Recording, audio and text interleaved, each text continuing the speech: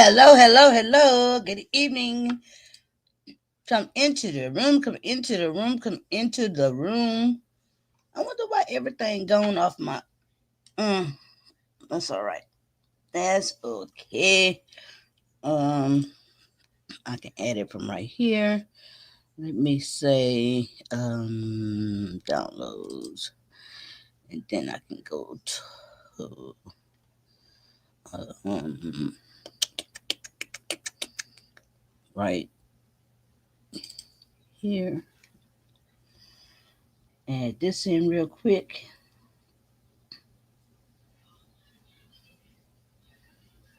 and let's see.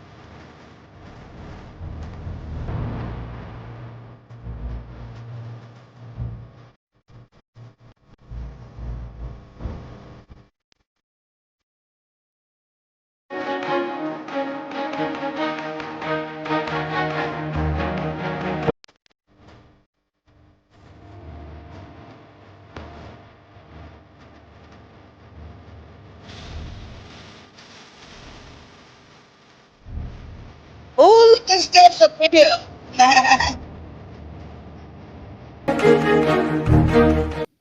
Oh my goodness, to what I owe the pleasure to have both of the steps come in just right on time on this beautiful Thursday night.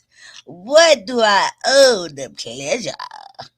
Good evening, you guys. Good evening, you guys. Good evening. Welcome back to the Lit Lane Jury Box. You guys. Hey, Daniel. Let me share the video because people ain't been getting my notifications. I hope you guys have had a great day. As for me, I had an eventful day of research, and then after that, the people came with my internet.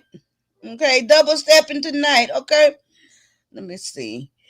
And then after that, I got back to some more researching on that project we're working on. Oh, excuse me. And let me tell y'all, I will rewrite my notes 1,000 times. Baby, I know the sector is on fire. I don't know what the hell going on. I'm going to try to figure some stuff out tomorrow. I don't know. But it seems like a lot of regular beef sector. Of course, once I get totally not interested in the sector starts sectoring again, right? But of course, but oh well, too late now because I'm busy doing other things. You know what I'm saying? Lit lane jury box. I'm sharing this on the wall. So, oh well, because I'm like full throttle into trying to get ready for that trial that y'all saw in the members tonight. I decided that I'm just talking until our regular jury box members get in here and get the notification. But you know how we was looking at that stuff today on the Facebook and everything, and how I said, well, it's time for me to start working on actual content. I say, you know what I can do? It can be a what we know so far video, right? So I figured out what type of content it's supposed to be. It's a what we know so far. You know what I'm saying? Uh we gonna get I'm gonna skip over to oh look, this one of his compadres. Not compadres, bitch.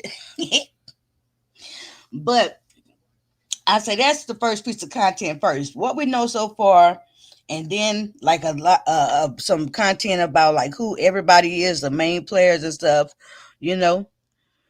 Mm-hmm. And and yada yada yada, right? Oh, you heard me talk about look his compadre. I'm talking about compadre for the foot soldier for the United States Air Force. Okay, I doubt very seriously they want to be called compadres. And then if I say look his comrade, that sound like the USSR. You know what I'm saying? So what they call it? Hey, Betty Boop. We waiting on you, girl. What would I call it?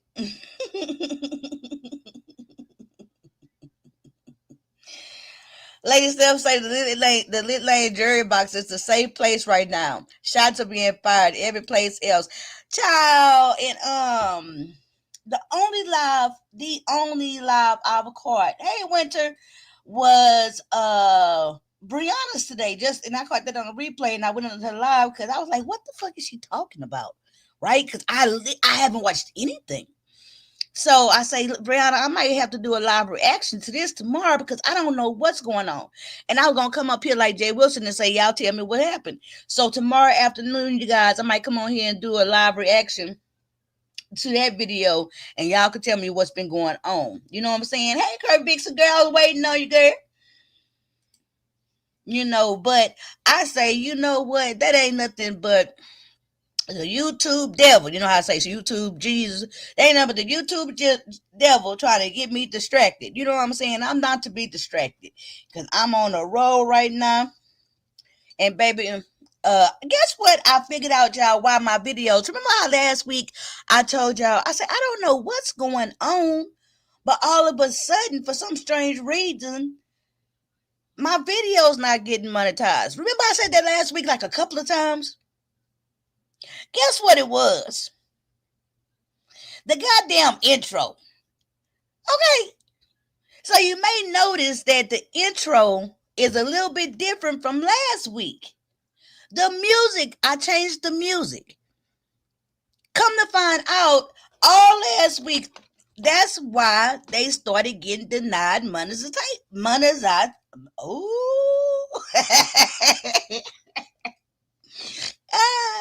I don't know monetization. I think Winter might have been the only one, unless somebody was in the cloud. You lost two misstep to Miss 219. Yeah. Oh, they did tell me, but I didn't. I guess I didn't go in and click enough times to see the audio part. I went to Pizza, Tracy, and Bertha. Okay, so make sure you come tomorrow. Yes, I got my 2 feet. No, look. Look. Y'all know. Wait a minute. Hey, Tweety. Hey. Don't make me laugh. Winter can testify to this. I know for a fact Winter was in there. Y'all know we doing that research. I'm doing that research on Jamaria Sessions, right? Girl, this tool failed the hell out of me earlier today. I couldn't say Sessions. Oh, it's coming out right now. It's coming out right. Sessions. Baby, earlier today, Sessions was whipping my ass. What's up, Living? Sessions was whipping my ass earlier. I was like, oh my God, I cannot be finna embark upon this heavy content and can't say the people name. I can't do it.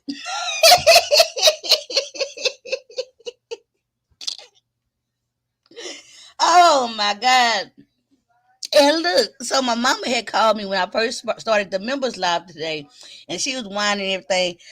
I called my mama back this evening. She rushed me off the goddamn phone. Okay. It is your thigh too. Wait, what?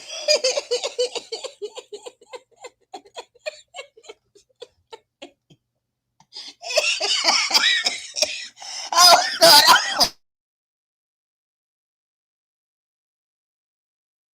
you made me choke. No, remember, Tweety. Tweet. Oh, you laughing because you made me choke? Remember. I went to go get. You remember I told y'all I got one. I paid for one tooth and got 2 free. Girl, when I went and got this my retainer made, you know what I'm saying? I didn't even attempt to try to pay no money for my side teeth. I was perfectly fine with them mugs missing, right? I even forgot I was missing them teeth. Girl, when I got my tooth back, my retainer back, he had them two little side teeth on there. I was like, "What?" Hey, and Renee, girl, we was waiting on you. Pull up a chair. Mm, pull up a seat. Girl, Rock ain't been up in here since Rock can be a. Did I show y'all the video of the puppy? I think I posted it on my members, but and I definitely get the puppy next week. I don't think I showed y'all the video. Let me show y'all real quick. Wait a couple of more minutes to get started. Let me see. Let me show y'all. He is so cute, y'all. He's so cute. Say hey, little lane. Say, are y'all ready for me? I'm coming soon. Little lane new mascot. Not a fire rock. Say hey, Apollo. Say hey, little lane. Say, are y'all ready for me? I'm coming soon. Little lane new mascot.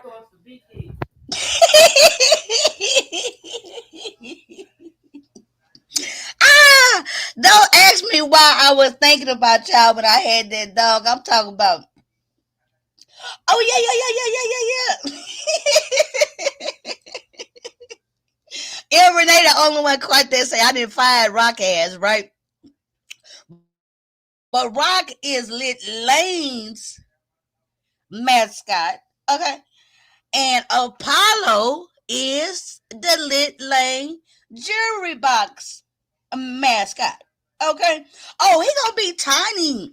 He gonna be tiny because the mama tiny and the daddy is tiny, tiny.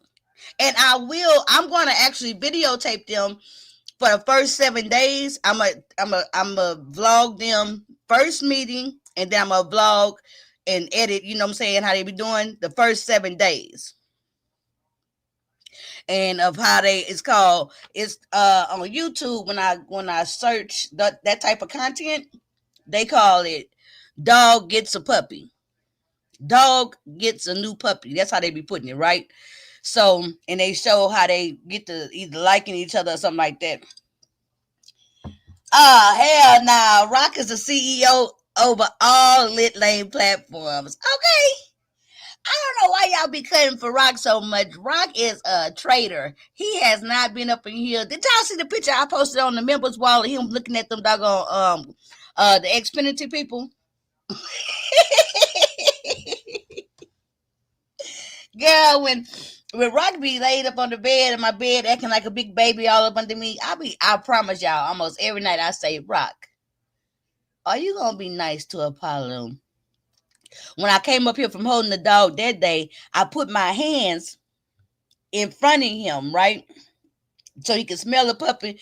Girl, he smelled my hand, smelled that puppy, and walked the fuck off. He was like, girl, boo. Girl, I know Rock do not be playing. And then that dude tried to rub Rock. Rock say, what the hell you think I am? Friendly?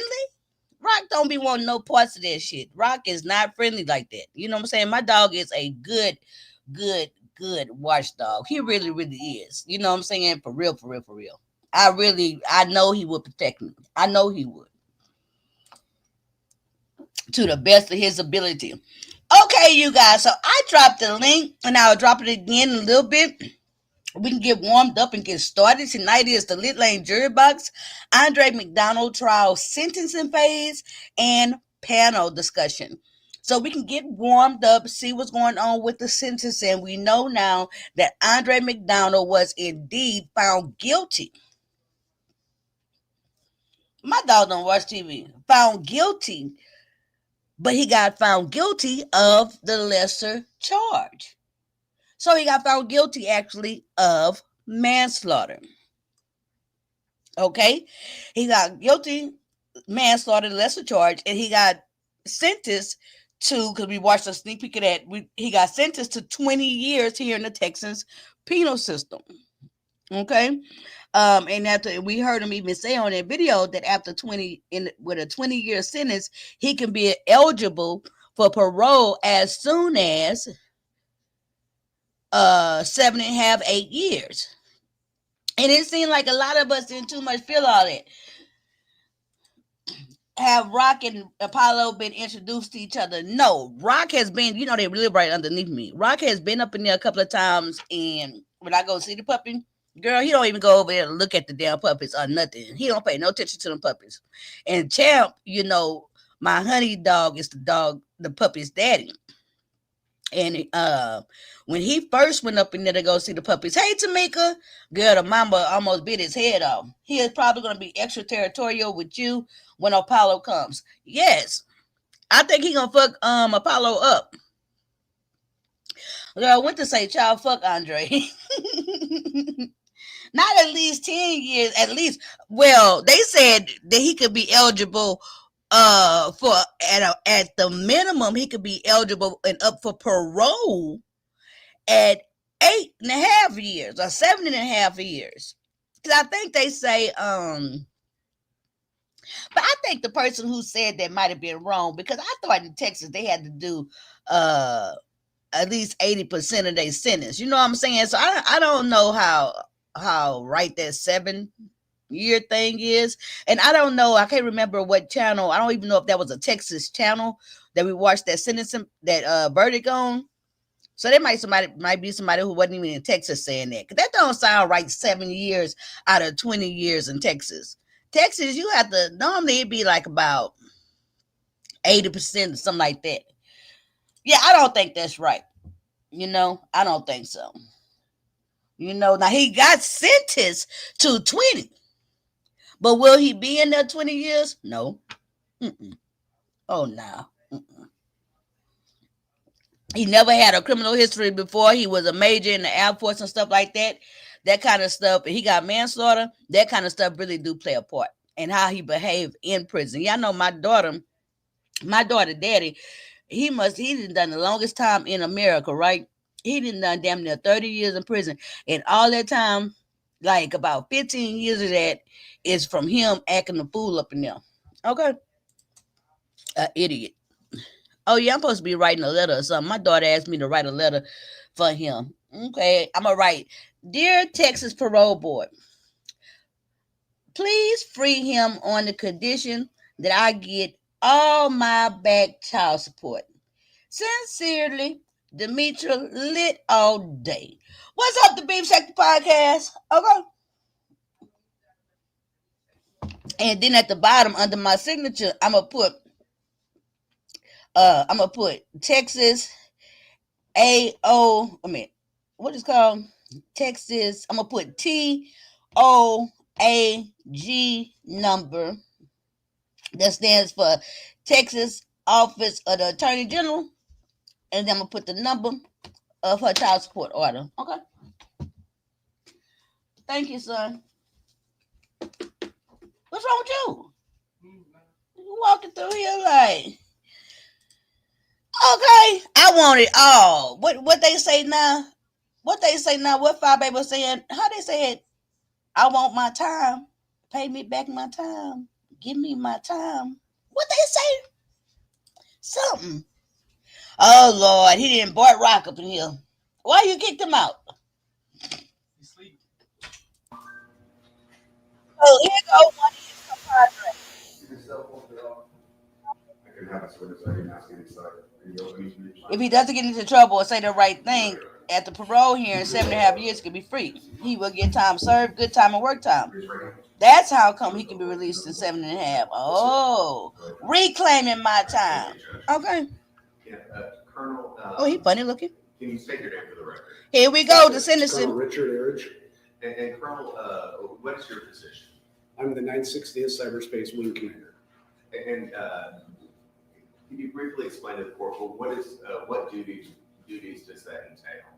So that entails commanding, administrative purposes, and making sure our reservists are on mission with the proper authorities and proper pay statuses. How many people are under your command? 1,300 approximately. And you're stationed here in San Antonio? Yes, sir. JBSA Lackland. And how long have you been in that position? Now, the thing I'm most interested by this guy's testimony is I really am interested to see how his fellow Air Force people, comrades, how they feel about this. I would think they would think this was dishonorable. I would think they did a disservice to the uniform. Let's see. Let me cut it up too. Is it up? Oh, it's up. Let me cut it up right here because it sounds kind of low in my ear. Oh, that's because it's not on my other ear. Hold on. Okay, I cut it up too. Uh-oh. I've been in this position since August of 2020. Now, Colonel, during the time when you began that position in August of 2020, did you have a Major Andre McDonald under your command? He was in the wing, yes. Hey, Now, Tracy, welcome back to the explain Danger to Box. us, how many degrees of separation between yourself and Good where point, Major Tracy. McDonald was? Good So point. Major McDonald is in a squadron, and then there's a group between me and him, and I'm at the wing. So there's two levels of organizational structure between me and him. Now, Colonel, what I want to talk to you about now is just in general purposes. When a member of the Air Force, are they required to provide for their dependents? Yeah, so the Air Force implements law and regulation that requires supported dependents. Now, of course, that could also be individual state law as well, correct? Yes, sir. So, but the Air Force actually has an authority for members to provide for their dependents. Yes, sir. We have policy that implements the law. Now, Colonel, earlier, Judge Castro heard testimony in terms of Major McDonald being arrested on it would be March the 3rd of 2019 on a tampering with. I would have thought he would have got court-martialed. A murder charge on July 13th of 2019. Now, to your knowledge, was Major McDonald, did he continue, what was his status with the Air Force when those took place? At that time, he was in an active duty status. Now, during that time that he was in active duty status, did he continue to be paid by the Air Force? Yes. Roughly how much was he paid on a monthly basis? On a monthly basis, approximately $10,000 a month. So, Colonel, at some point, did Major McDonald's status with the Air Force change? Yes, in April of 2022, he changed to a traditional reserve status. And I assume when he changed to a traditional reserve status, his monthly income was affected. Is that true? That is true. Roughly how much, or how would it be affected, and what type of numbers are we talking about? So when you're a traditional reservist, you only are paid for the duty that you perform. And roughly the drill pay for a traditional reservist, if they perform normal duty, is about $1,000 a month for a major. Now, Colonel, at some point in the fall of 2021, Hey, Candy Cane, welcome back. The attention of the Air Force in terms of any obligations that Major McDonald was failing to undertake. Yes, on November 8th of Your Honor, before we proceed any further with this, I want to make one objection to the record. We don't have this individual on our witness list. I understand the state gave a 404B notice, or I guess a 3707 notice of their intention to discuss this topic, but I don't believe we received notice of this witness. I don't believe we have any statements from this witness. Your Honor, I did serve notice. He is on the witness list that was tendered to defense on December 28th. Welcome back to the Danger Box of Snap. The colonel was added to the witness list at that time. There is not a statement that the colonel had. Well, we would object to the untimely resignation of the witness that was done just days before the trial began. And for all of our previous objections to this, I think that that's an untimely disclosure. Your Honor, under the defense's motion for a witness list, they asked that it be done 20 days prior to trial. The trial started on January. Look here, dude. The trial is over. Sit your ass down. Damn. The defense attorney made his little money.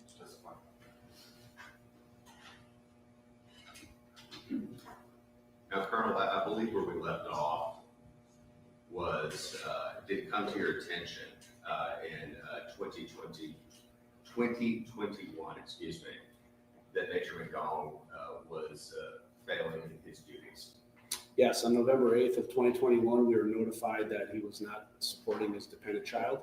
And so I issued an order on the 9th of November to take care of his child. And the 10th of November of 2021, that was delivered to him. Okay, so Colonel, just so I'm clear, you received notice that he was not supplying financially for his child in November of 2021. Yes. And that order, what is the process? How is that done by you, and how is that served on Major McDonald? So it's generated by my staff, and then I sign it. It's a direct order, and then it's hand delivered to him by the squadron commander. Now, Colonel, at that time, do you acknowledge that Major McDonald then provided any financial support for his daughter? After that time, he did begin providing financial support to his daughter. Do you know how long that financial support lasted? Damn, he I had to do be not ordered. know. Now, Colonel, in terms of a service member with the Air Force, are their dependents provided access to base for various services?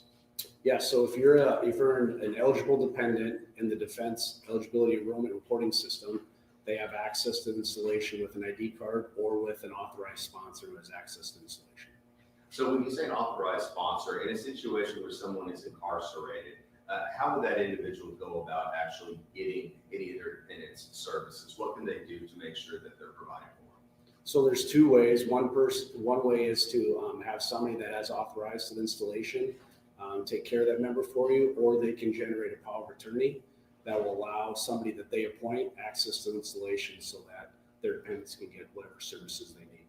Now, are those services to an individual who is incarcerated, are they provided free of charge to that service member? Yes.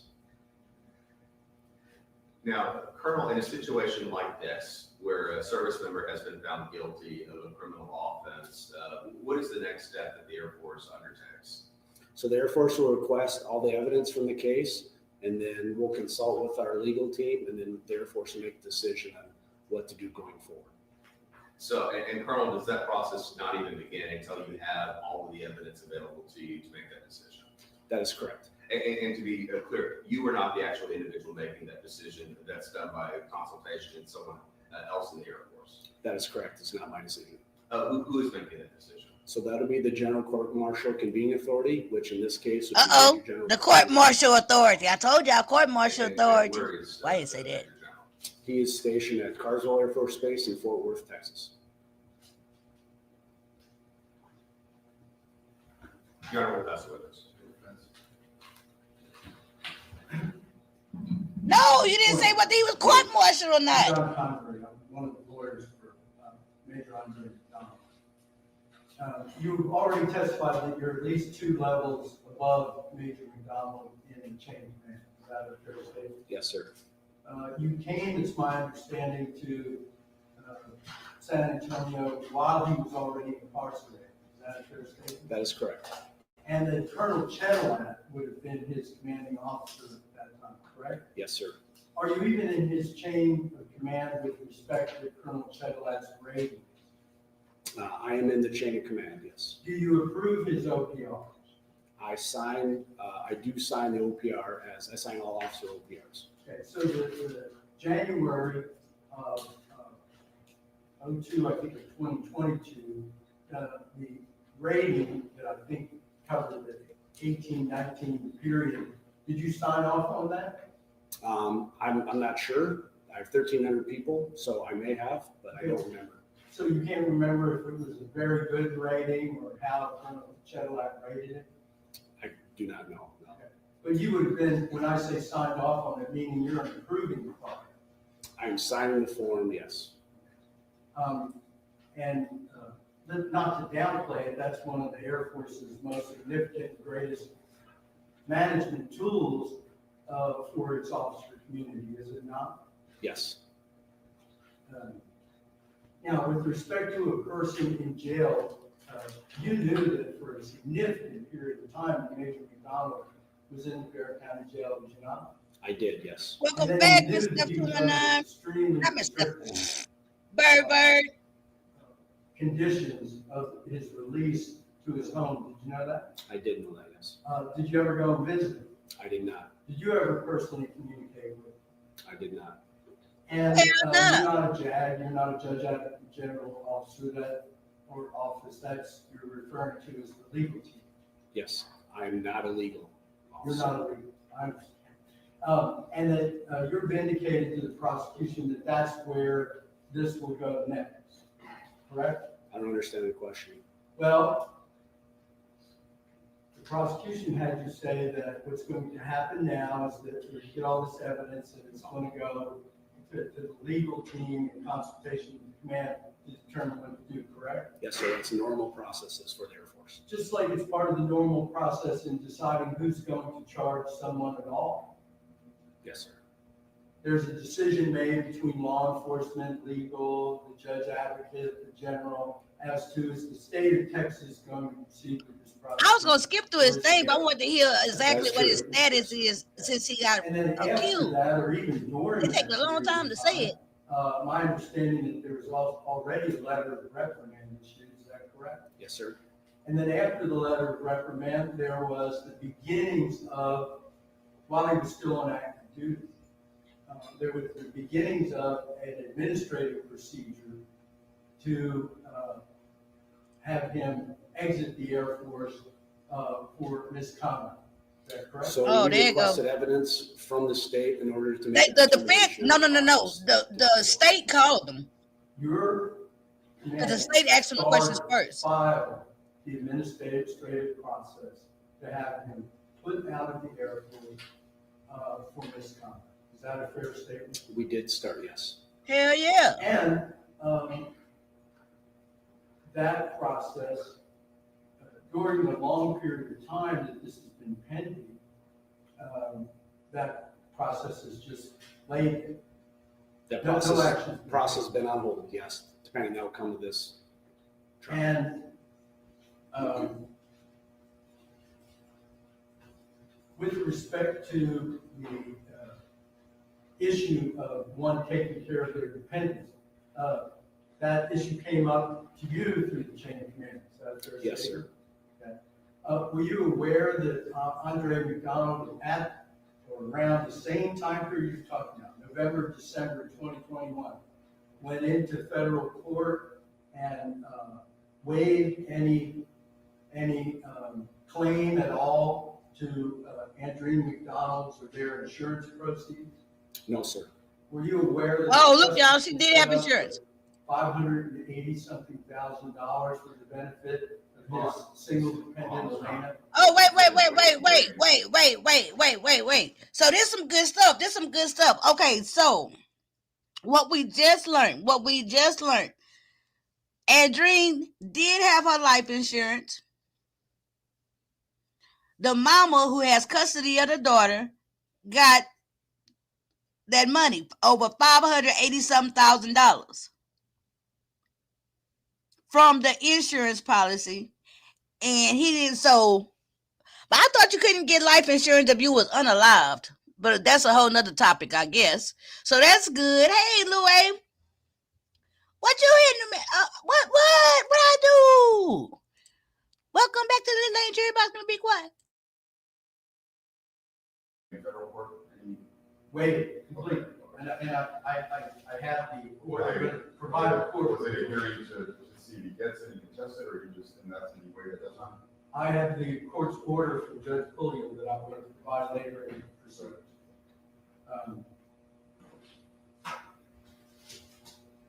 Go for it. You said it was 580, I'm trying to read the records. The exact number is in the order, but I believe it's over $575,000 plus the other half of the insurance proceeds paid off one of the mortgages on the assisted living facility property. Okay, that would go to the child now? And for her pay? That's correct. It's in probate. There's a trustee. Just there are several administrative things going on outside the school. We obviously did that before the conviction, because I'm assuming he was convicted, he wouldn't be entitled to it anyway, but like, this was done in just 21? Correct. Okay. Fall of 21. Yes, Your Honor. Colonel, during the time that Major McDonald was incarcerated, Did his command or members of the Air Force visit him to ensure that he was had any needs that needed to be taken care of? Yes, Now, and as defense counsel questioned you about that, you did not personally do that, but people that were directly his commanders did so. yes. Now, defense also questioned you about the process in terms of separating Major McDonald from the Air Force through administrative procedure.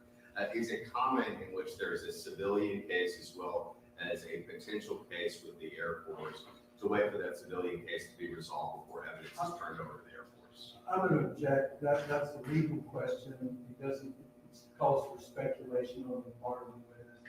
And Your Honor, he brought up the issue on his cross-examination. You're asking if it's Not in the same. what their position is to do with the Air Force? I'm asking if it's common for evidence to be then turned over to the Air Force so they can make their decision after the civilian case is resolved.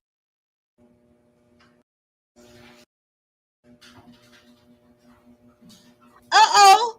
Now he up in jail clothes. He fish. He the new booty in jail, huh? I'll let you continue with this. I don't know what this is. Yeah, buddy. Yeah, buddy, over there in that orange. A lot of money, because I don't know. Only the good parts. Because just Okay, who is this? It's one of the people, the family. Oh, now she mad. Uh-oh. Uh-oh. Can you spell your first and last name for the court report? LORNAANDERSON. And Lorna, can you introduce yourself to the judge? Hi, I'm Lorna Anderson. I'm Angie's aunt. Oh, not turn You to said you're Andrene's aunt. Can Yes. you tell me how you're her aunt? Like, how are you related to Andrene? Paul Anderson is my brother, and And that's Angie's dad. just so the judge is aware, which I think is her testimony, but can you tell us, did Andrene have any children? Yeah, one daughter, Alina McDonald. How old is Elena? She's 11, turning 12 in April. Now, Lorna, can you tell the judge a little bit about Andrene growing up as you knew her? Okay, as a child, Angine was very smart. She's brilliant. Just the things that she would do. I know that she was going to be a good wife. I say this to say because I was living in Canada, which I still live, and Andrene was in Jamaica. When we go to visit, Andrene would always wake us up early. Andrene would always wake us up early. She'd start cleaning up the house, and she'll try to make breakfast. It wasn't anything great, but the fact that she would try. She was very loving. She was just very happy, and she had this radiant smile. Like if she comes in a room, it doesn't matter what. She always see that big smile. She always had such a big smile. There's some tissue there. It's interesting. You mentioned you live in Canada, correct? Yes, I do. And did you live in Canada while Andrene lived first in Jamaica and then in Florida and then in Texas? Yes, I've always lived in Canada before Andrene was born. Were you and Andrene, however, still close? Yes, we were very, very close. Andrene was like my own daughter. We would talk about everything. She was just like my best friend. She always confided in me. She would tell me a lot of things that she wouldn't tell anyone else. And what was the main way that y'all communicated since you were in Canada and she was here in the United States? We would talk by WhatsApp, or we'll talk call directly, because it's usually free for her to call and it's free for me to call from Canada. to the US. Would you also come visit her at times here in Texas? I did before come and visit her. She was having this big birthday party and she wanted me to come. There's other times that she'd want me to come, but the times that she wanted me to come, I wasn't able to get holiday. But, you know, we had our own holiday over the phone. We talk, we joke, we laugh about things. And did she come visit you in Canada at least once? Yes, she did. She came to visit us once, 2018, June 2018. Oh, what she say? What she say And when she then? came to visit you in Canada, did she have Andre and Elena with her? Yes, she did. She came with she came as a family. Now, Lorna, you mentioned June of 2018. Do you remember getting a call from Andreen on July 4th of 2018? Yes, I did. And do you remember when you got that call? I don't want to get into what necessarily Andreen said, but when you answered the phone, did Andreen seem scared? Okay. Sorry. I'm usually excited when, you know, we talk to each other. So that evening, Andreen called and I said, hello. And she didn't answer. The only thing I could heard was Andre on top of his lungs, screaming, calling her names, calling her a whore, calling her trash, calling her a bitch. And what I heard Andreen say, Andreen said, Andy, because that's what we call him. I don't call him Andre, I call him Andy. We all call him Andy. And Andreen keeps saying, Andy, you're choking me. Stop choking me. Stop choking me. And one of the time, Andreen, because she was driving, and I know, she said, I knew this because she said, I'm driving. And she said, you're covering my face. Stop scratching my face. And we still continue on. And she was very, I could tell by the sound of it, she was very, very scared because she keeps calling your name and you still continue to do what you're doing. This is July 4th? This was July 4th of 2018, correct? Yes. And as Andreen was yelling, did she seem like she was scared? She was very scared, because she keep calling out his name, telling him to stop, and he wasn't. And she keeps saying, I'm driving, you know, I can't see, and he still continued. And she even said, you're scratching my face, stop scratching my face, stop covering my eyes, stop choking me, and he continued on. And you mentioned you heard Andre yelling things Yes. through the phone. Yes, he was calling her a bitch. He was saying she was a trash. He was calling her a whore. Okay. And Lorna, was it Okay. that Elena was with him? Yes, because after the fact, I asked her what was Elena doing, and she was on her tablet. You know, that's usually their distraction. She's on the tablet. How did that phone call end? What happened after you heard all those noises? And Just the screaming, and then all of a sudden I don't hear anything, and I starting to get scared. I keep calling the phone and no answer, and right there and then I'm just like, oh my God, he killed her. Child. I was in Canada at the time. can you tell the judge how helpless that felt, being so far away? It was very hard. I called so many times, like just keep calling. I was so scared. And nothing, back to back. And at that time, I didn't have his phone number until after. The next day, later on in that evening, she called and she said she's okay, but she can't talk and she'll talk to me after. And I said, are you okay? And she said, I just like my throat where he was choking and the scratches. And she sent me the picture right there. And Laura, we saw a picture during the trial. Was this a picture of Andreen's face with scratches on the front of her face? yes, And were those pictures that she sent to you? she sent it like right away. Lorna, did you talk to Andre after that happened? Yes, I did. Can you tell the judge how that came about?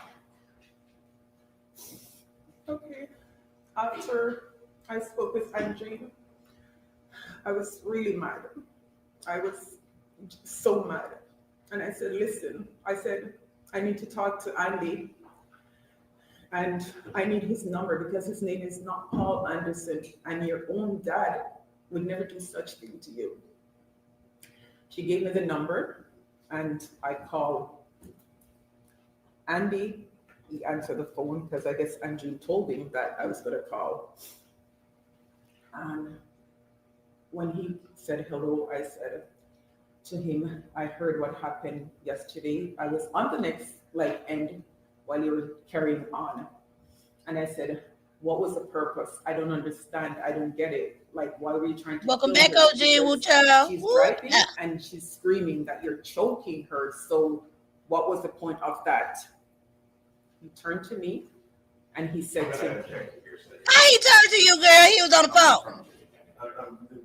The issue is not that, the issue is the statement she just testified to. Judge, we're not offering that for the truth of the matter. We're offering it for the effect on the defendant when there is an exception. It's being followed with the truth. What did Andre say when you told him that?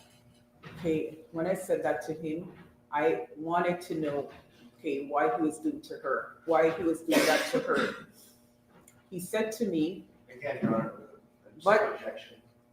That is being offered for the truth of the matter, sir. The question is to imply that it's the truth, and that is a recitation of it, and now we want to see what the answer to the question is. But those questions, the testimony about those questions is hearsay. And at this point, Judge, we're getting into his statement, which is not hearsay. Can you tell us now what Andre said to them? and I said to Andy, I said, okay, what Indeed, was the cause baby. of all that? Why were you doing all of that to her? He said it had something to do with a tattoo. I said, what tattoo? He said that Andreen had a tattoo that he just noticed on her wrist. And I said, okay, so Andreen have a lot of tattoos, so I don't understand. I said, I don't pay attention to all the tattoos that she have. I know that she have a lot of tattoos. Andy said to me, the tattoo meant something to her. And I said, well, what does it mean to her? Because it wasn't adding up. He said that it had something to do with, Your Honor, this entire recitation is hearsay. it's not hearsay. Okay.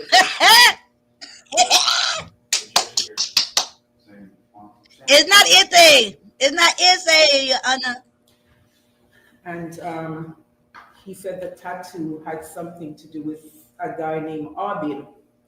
I said to him, I said, who's Arbin? And he said to me, Objection, hearsay, Your Honor. Can you just tell me what Andre said to you at that point? Hey, meow, meow. I'm glad you up in here listening, girl, and supporting this content, but I think you typed that in the wrong chat, girl. Meow, meow, girl. I think you typed that in the wrong chat, girl. You got to be more careful. But don't leave here. Keep listening over here. Thank you for your support, girl. That's how it started. Just what Andre said, not what Okay. you were saying to him. What did Andre say? Okay, he said the tattoo had to do with Arbin. And Arbin is a guy that Andrew knew a long time ago. And I said, okay. And Objection, hearsay. Tell me this. Andy said that it had something to do with Arbin. And I don't know. I said, who's that? And he Objection, said, hearsay. Lorna, here's what we're going to do. Just tell me what Andre said to you. Only his words, not what your words were to him. okay. Just what Andy told you during that Andy- conversation. Okay, sorry. He said to me, Andy said the tattoo had something to do with Arbin. After that, he said, Andreen is seeking attention from Arbin because she went on Facebook and she liked something that he posted. During this conversation that you had with Andre, did he deny the assault that happened to her on July 4th? No, he did not. Did he attempt to justify it? No, he did not. He didn't say, he didn't. What I'm saying was he trying to give excuses as to why it happened? Objection, asked and answered. He was just, Objection, asked and answered. I'll wait for the next question. okay. So Lorna, after that conversation, was that a scary situation for you to be on the phone while this happened? Yes, it was very scary. And did you have concerns after hearing that in the marriage between Andre and Andrea? Yes, I had a lot of concerns. Were you concerned based on what you heard on the phone and based on your conversation with Andre? Were you concerned for Andre's safety? Yes, I was. Now that we know kind of what happened to Andre, is that something that bothers you still to this day, those concerns you had? Yes, it does. It hurts every single day. And Lorna, I guess let's talk about Andre's not here anymore, correct? Yeah. And you recall how you first heard that Andre was missing? Yes. And can you tell the judge how it felt when you got that phone call? I started to cry. I was at work and I was crying, and I told my coworkers what happened, that she was missing and we didn't know. And they started to look up numbers for hospitals in San Antonio. I called so many hospitals just to see if she was in the hospital. I used the name Angie Anderson. I used the name Angie McDonald. She wasn't there. Were you very worried for your niece? I was, because with some of the conversation, like when they're arguing and how he was, I was so scared. I wanted to be positive. And at the same time, I'm thinking he did something to her. I called his phone too, and he didn't answer. Laura, after she went missing, did you come to San Antonio? Numerous times. And while you were here in San Antonio, did you participate in searches for more? Yes, I did. I gone with my brother so many times looking for her, hoping that she's somewhere. And would always have like a water just in case she's somewhere. And she was dehydrated, and there's water that we could give to her. And so during that time that y'all were looking for her, y'all were holding out hope that your niece was still here. Every day I was like, please God, just let her be someplace. Like he just kidnapped her. Every single day. It was very hard.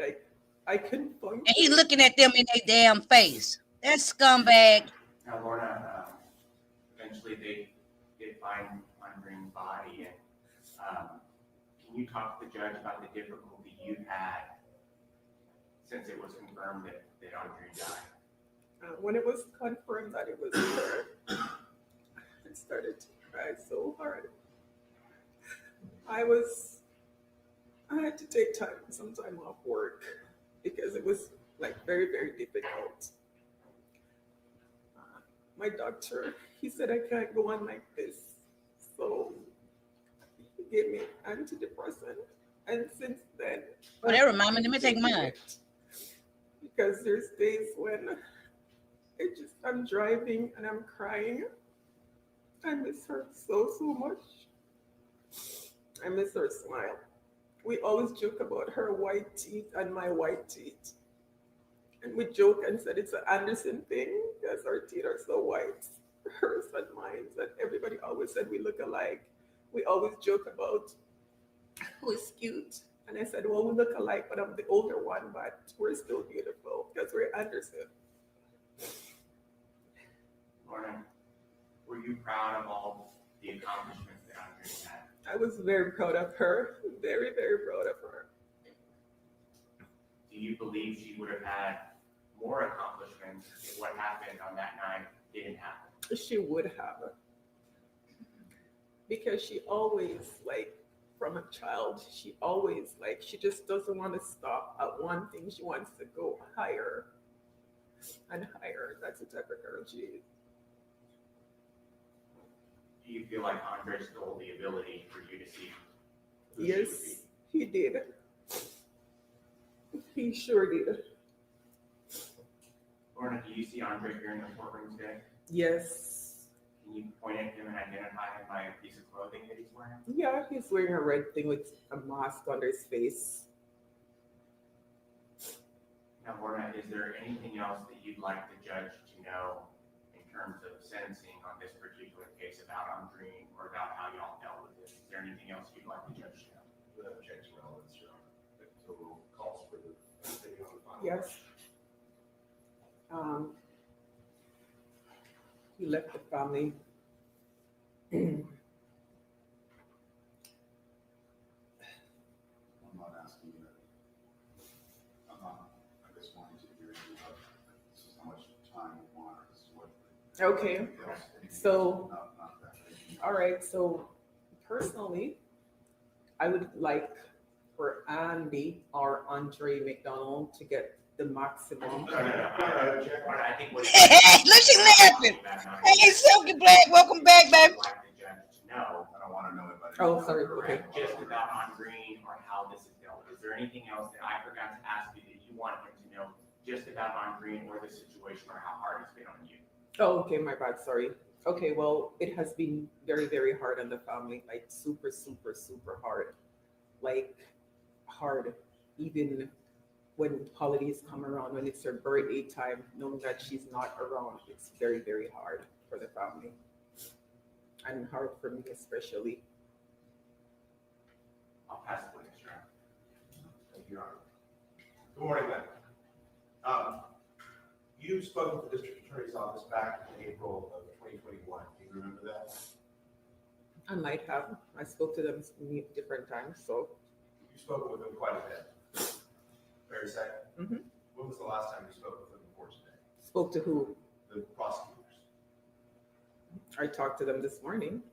Before today, I mean, have you had meetings with them throughout this process? On Friday, we were here together, so we did talk. Have you ever reviewed any of your written statements that you've given to the district attorney's office? No. Do you recall that in April of 2021, you had a sit-down meeting with the prosecutors to discuss your testimony? Do you remember that? I might have. And you discussed in that meeting this incident that occurred in July of 2018 where you were on speakerphone. She ain't left yet. I think she gonna get some patois in. Yes, I was. And you didn't tell the district attorney in that interview anything about Andre choking her or strangling her or anything like that, did you? I would have said that because that's what happened. That's what I heard. It's surprising to learn that you didn't at any point tell them that back in April of 2021 when you sat down. Judge, I object to improper. I don't believe she has the right to say that. I object. Argumentative.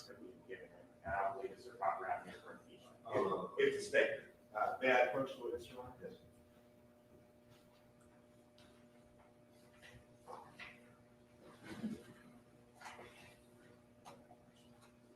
And now I'm showing you, regrettably, what I can't mark for identification, but suffice it to say, it's a statement noted here.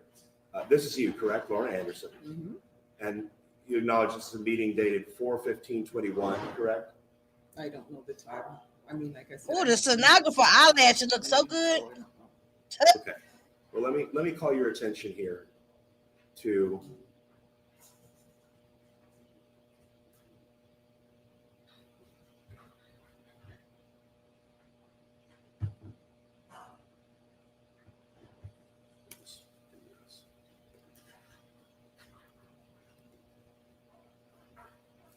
this paragraph here that starts in July.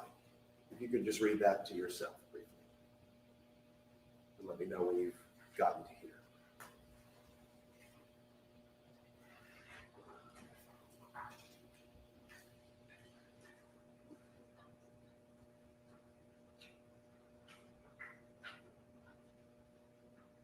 Okay. Okay. That's your statement, right? I mean, that's the subject you were discussing with the district attorney back in April, correct? Mhm. Can I get a yes? Yes, yes. And you don't tell the district attorney anything about Andre choking her or strangling her, correct? I'm 100% sure I said that because that's what happened. That's what I heard. Your Honor, I have to print this, but wasn't anticipating it. Not she 100% sure, girl. Don't say you 100% sure, girl. Judge, I would just make the same objection. I don't have a problem with questioning. The problem is the characterization of this as a statement. These are notes taken by us while we were speaking to her. They're not a statement that she's formally adopted as her own statement. She just adopted the statement. That was the part. You just asked her, right? You asked One at a time, one at a time. And I believe, and Hold on. Just point it in. We've met all the problems with the introduction of the exhibit. It's a statement of notes from their conversation with the witness. It is their taking down of information. They took it down to prepare for trial. The district attorney's office. They produced it to us as a statement from her. In fact, it's the only statement we have. And the witness has acknowledged that it is her statement. And she has unequivocally refused to acknowledge. I happen to love that word, unequivocally. Unequivocally. That sounds good. Unequivocally. To be completely above board and Inevitably. we provided the defense with notes from our interviews with the witnesses. These are work product notes that we provided them. That we told them at the time, these are strictly notes. These are not word for word. These are just notes from our interviews with them. We did this in order to, like I said, above and beyond what was asked of us in discovery. We provided them. That's the only argument I have, is that it's not an actual statement. It's not her words. It is our recitation of what she told us during it. Which is it? The problem That's fine, I'll get it out, and I still. I unequivocally object to you objecting. Sit your unequivocally looking ass down. I can't offer the document. I'm gonna grant it because it's their notes, and I'll look at it, but I get your point. I understand, Your Honor. Please note our exception. We'll be offering it for the record.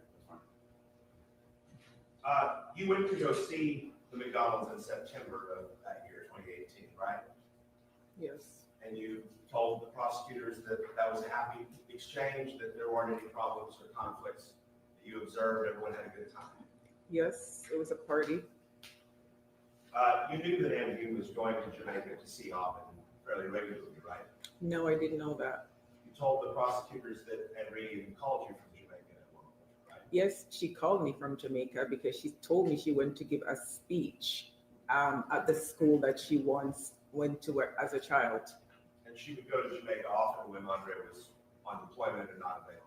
I don't live here, so I wouldn't know. I just go by what Andrea tells me. She's an adult. She tells me what she feels like telling me. She never tells me she's going to go visit Orbit.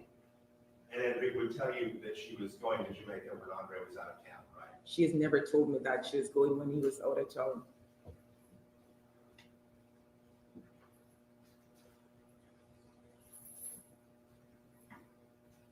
One moment, Your Honor.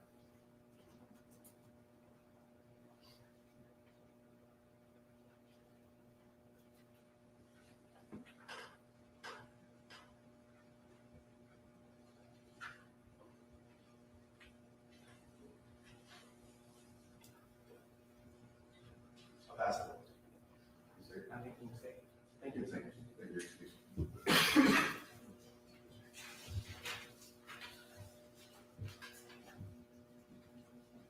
Next one. Hit him, hit him, hit him, hit him. Jump over there. Jump across there. Spit on him. Oh, girl, throw your glasses at him. Oh, girl, you bumper crack. Girl, you supposed to bring the drama, girl. Damn.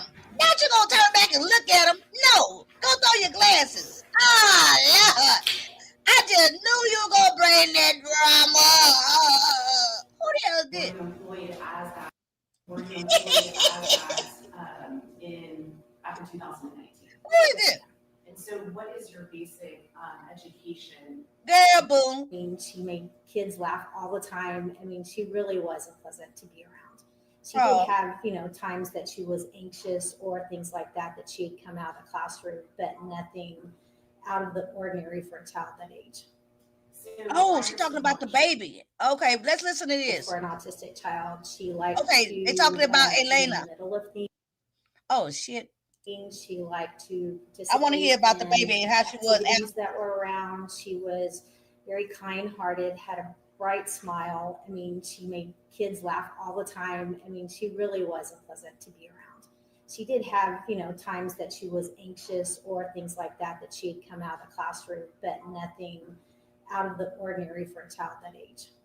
So prior to March 1st of 2019, I think you said that you had a special classroom where students could go to if they needed to. How often would Elena do that? How often would she leave her regular class and then come to your sort of isolated room? At first it was probably just like occasionally like a 10-minute break here and a 10-minute break there. She probably did 2 or 3 a day. It just was a place that she could come, get centered, do something that she really enjoyed doing, and then we'd get back to class. Other than that, most of the time she was in Gen Ed class. Mm-hmm. And so did you interact with Elena on March 1st of 2019? Yes, ma'am, I did. And what were some of the things that you noticed about Elena on that day that you hadn't noticed previously? She came to school with her hair messed up, not matching clothes, did not have a jacket. She did not have her snack box, that was a lunch box that she carried every day.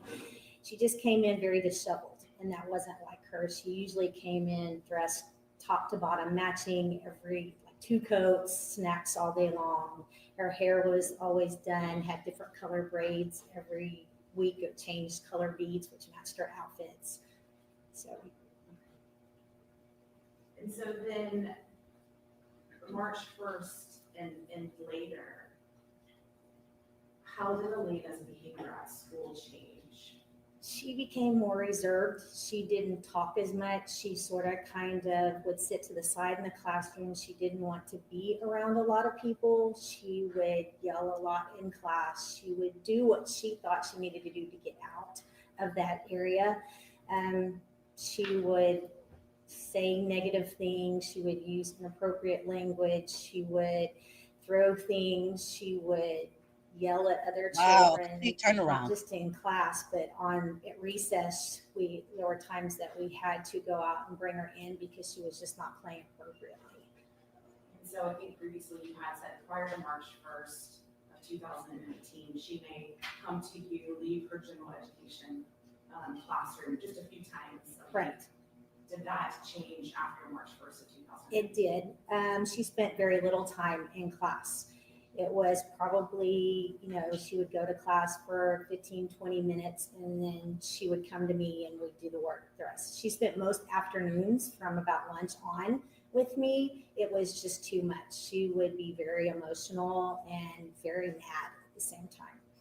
And I guess at some point in time, did your team and the school in general have information that her mother was missing? Yes, we did. And so what was the focus for Elena? At that time, we had, our district has a crisis prevention. We had notified them, our school counselor, and tried to get as much support as we could that she would need at school to be successful. So was it kind of basically kind of the grade? Welcome back to the Little Jury Box, Sassy. Students were having to do, was that the focus and importance for Elena? Not at that time. For the rest of that year, probably even through May of that same year, it was just making sure that she was safe, that she felt secure, that she felt as normal as possible, so that she could feel with everything that was going on, along with giving her the work. But we did it more in my classroom where we could do it more on a, quiet and private way, instead of being stressed out and having people ask questions. There were kids that would ask her, and so it wasn't necessarily a good thing for her. think you said previously that there were some times that maybe there were incidents on the playground where you guys had to remove her. Is there a specific incident that happened on the playground that caused you concern with Elena? Yes, ma'am. The most, I guess, severe thing that she did on the playground was she was throwing rocks at other kids. And when the teacher approached her to ask her to stop doing it, she stuck the rock in her mouth. You're saying confrontation. Oh, I'm sorry, could you please repeat what you were saying? Yes. What did Elena do? She picked up a rock that was probably this bigger than a quarter. And put it in her mouth and tried to swallow it. And they called me. I came out and I got it out of her mouth. Had Elena ever done anything like this prior to March? No, ma'am. So then let's go back before Andre McDonald went missing. Did you have opportunity to interact with her? Yes, I did. And how often did you interact with Andre McDonald with regards to Elena's education? We have annual ARD meetings to talk about her goals and things like that. We also talk to her about weekly just to go over how she was doing. Her mom was very invested in her schoolwork and checked in. She was very involved and wanted to know how she was doing. If there was something off or something that she needed to work on at home, she would. And so it was mostly weekly that we would talk. And so in that weekly communication with Andre McDonald, was that over phone or by email or some other method? A little of both. A lot texting. It's just she was very busy, and so it was easier sometimes just do it that way.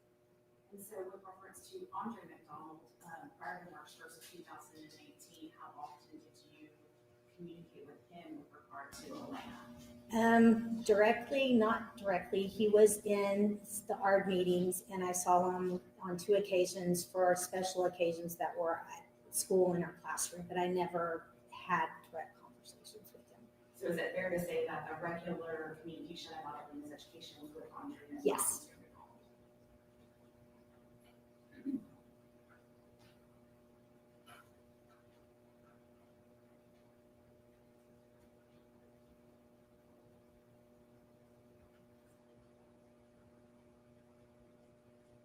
Pass the motion.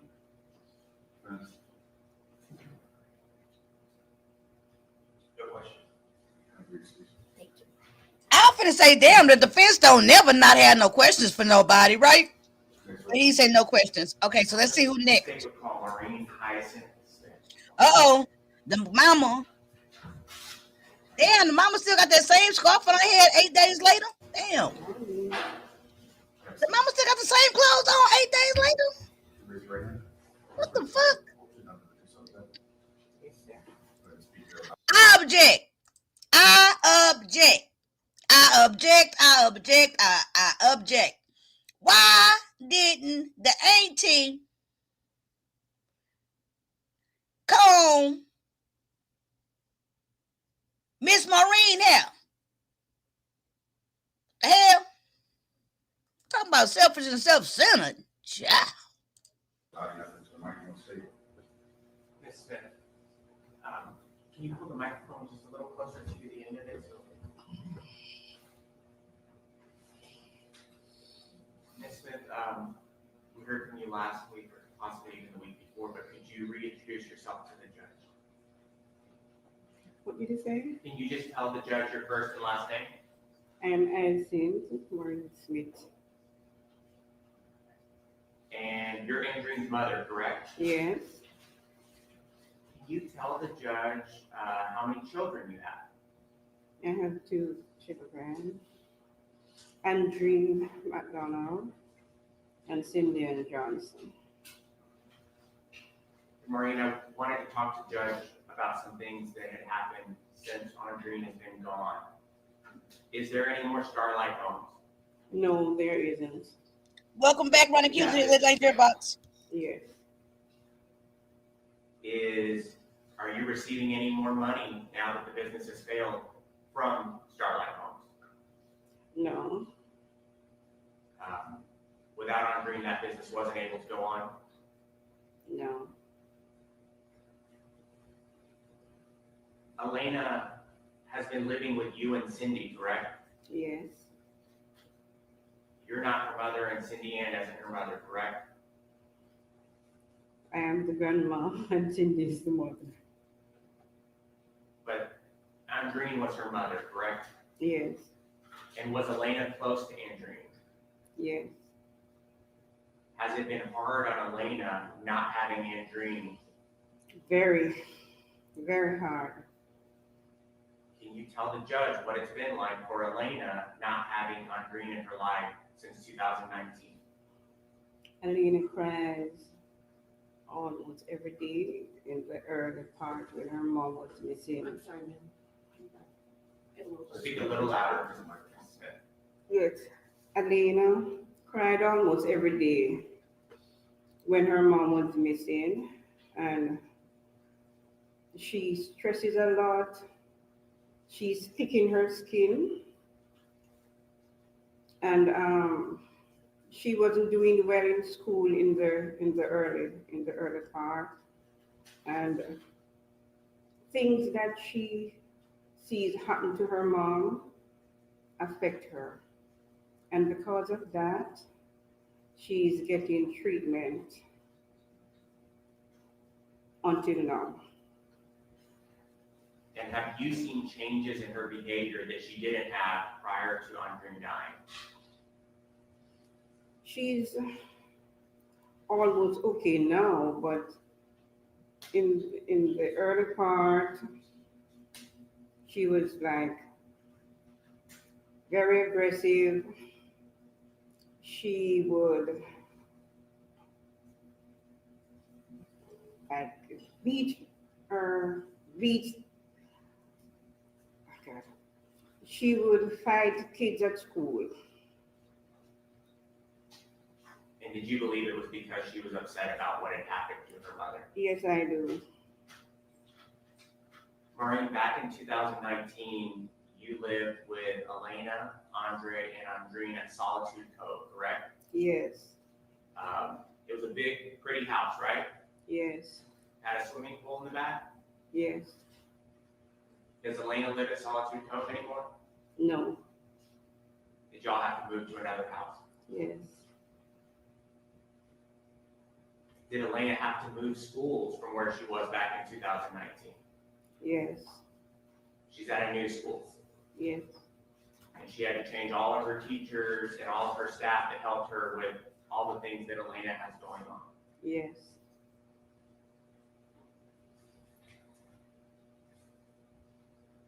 Has financially, back when Andreen was alive, Andreen was able to pay for a good life for all of y'all, correct? Yes, Y'all don't have money coming in the same way anymore, correct? no, Do you work? no, I'm not working at the moment. Does Cindy Ann work? Yes, she is. And is she, what does she do? She works with the cable company. She's one of the customer service rep. But Cindy right Ann, now she's on 1 month break because of the case. Cindy Ann doesn't make as much money as Andreen made back in 2019, right? No, The money that Cindy Ann does have, she's putting towards you and Elena to help y'all be able to live, correct? yes,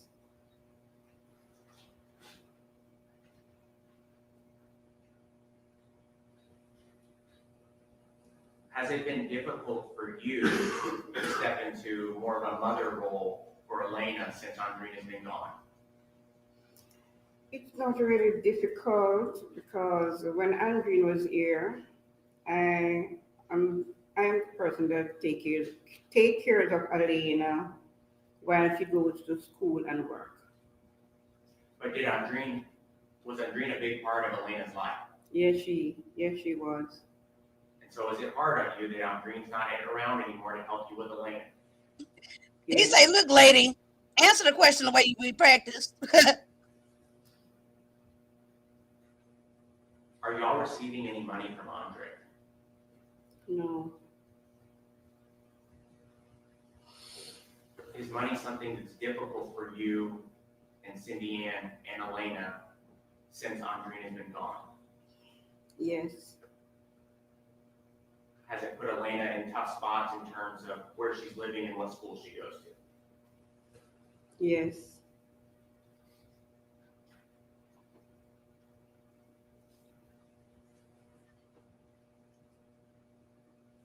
Maureen, during the time that Andreen was missing, did you and Elena hold out hope that y'all would find Andreen? Yes. You were hoping you would see your daughter again. Yes. Did you participate in searches looking for her? I didn't do searches because in those days I was like looking about the house, taking care of Elena, getting up early, sending her to school, and I have to be there to receive her when the bus comes. But doing all of that, I was worried, and I was hoping that she would come back alive. Is it hard for you as a mother not to have Andreen anymore? Yes. Can you tell the judge a little bit about how that feels and how hard it is for you not to have her? It's very hard because when I go back and I think how I had it hard in the early days to send Andreen to the school that she wants. As I remember when she was age 15, she was going to high school in Jamaica, and she did her exam and she had 10 subjects, including English and maths, and she said that she wanted to go to college. And I didn't have the money to assist her at first. What I did, I had a nice bedroom set and I sold it and I gave her all that money to start the college where she wanted to go, and she was doing well, and she met Andre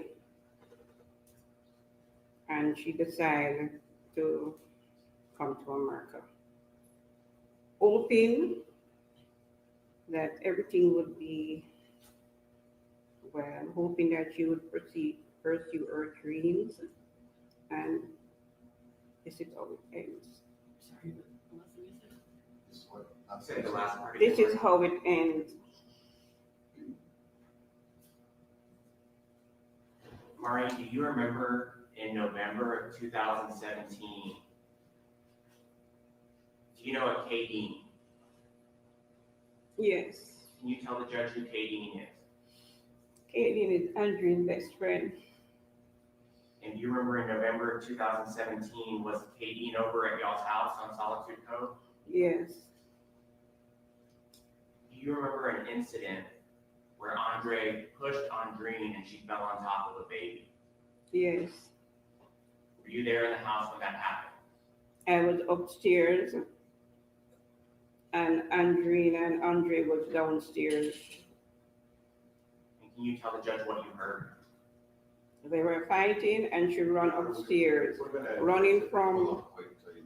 We're gonna object to lack of personal knowledge. She wasn't present for the event. I think she's going through what her personal knowledge is right now. She was there. Correct. She said she's coming up. She was upstairs and they're coming up the stairs towards. Just what you witnessed on. So Maureen, just tell me what you saw. That essentially you heard them arguing is what you said. I And then heard they came them, and upstairs.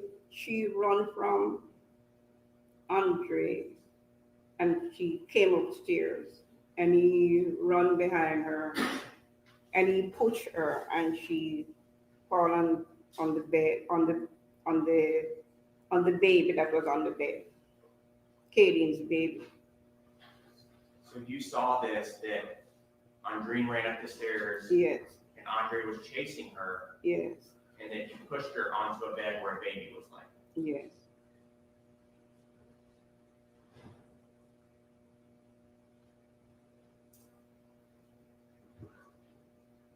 Maureen, is there anything else that you want to tell the judge about Andreen or about how hard this has been on you?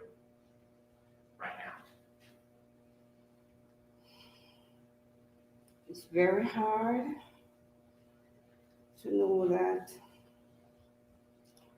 But I would say, Andreen, nobody's perfect. Everybody makes mistakes in life.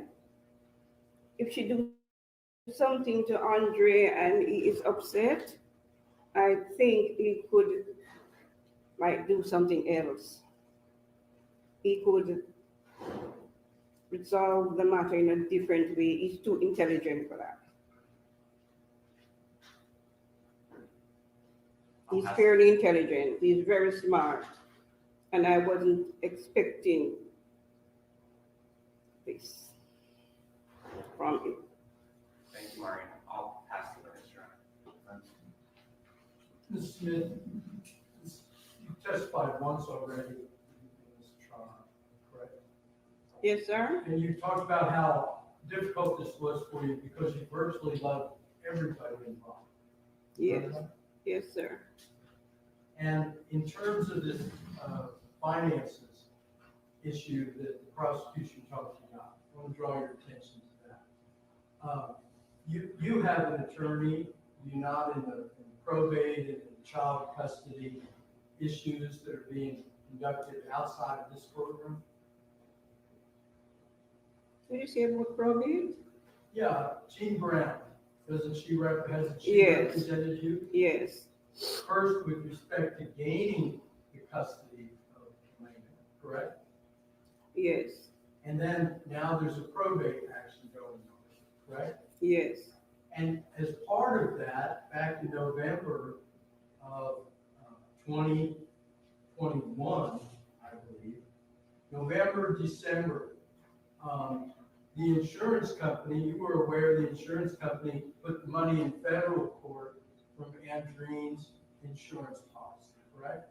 Yes. And up until that point, up until Andy got out of the Air Force, you were getting money for the support of Elena, correct? He paid 4 months maintenance for Elena and he stopped. And then Enroy, is it? Enron, the fellow who was running Starlight Homes for a while, there's a number of $1,000 checks to you from him for the benefit of Elena, He correct? paid, when Enroy was running the business, I was supposed to get $1,000 for maintenance for Elena, and I got 4,000 4 months because the business had gone down and he couldn't afford to pay that money anymore, and he told Andre about it. And that became what was the middle of the COVID pandemic, right? The business went down, everything was somewhat stopped. Right? His business went down last year, I think last year, November. And your attorney on your behalf and Andre's attorney went into federal court and had an order created setting up a trust for the benefit of Elena with 500 and $485,988 in it. You're aware of that, right? Yes, I'm aware of that. And also that same insurance policy paid off the mortgage on the Bryn Mawr property and assisted living business. Did it not? I'm not aware of that. May I approach? Yes.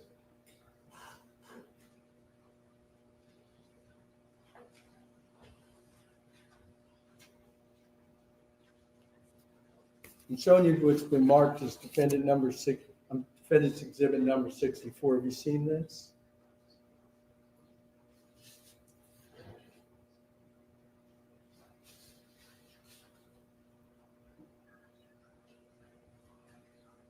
And you're welcome to take your time and look through it. Mm-hmm.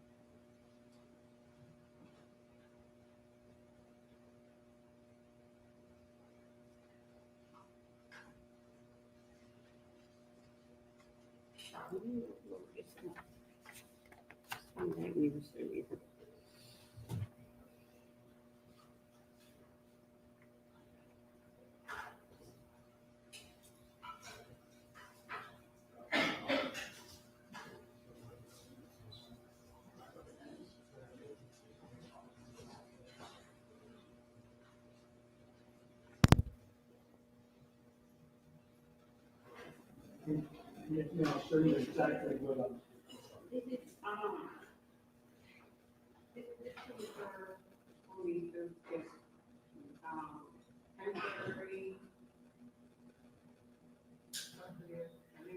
No, this is the paper, appointing a permanent trustee for the insurance proceeds. And in this line right here, if you take a look at it, just these few lines, as you take a look at those, maybe that'll refresh your recollection.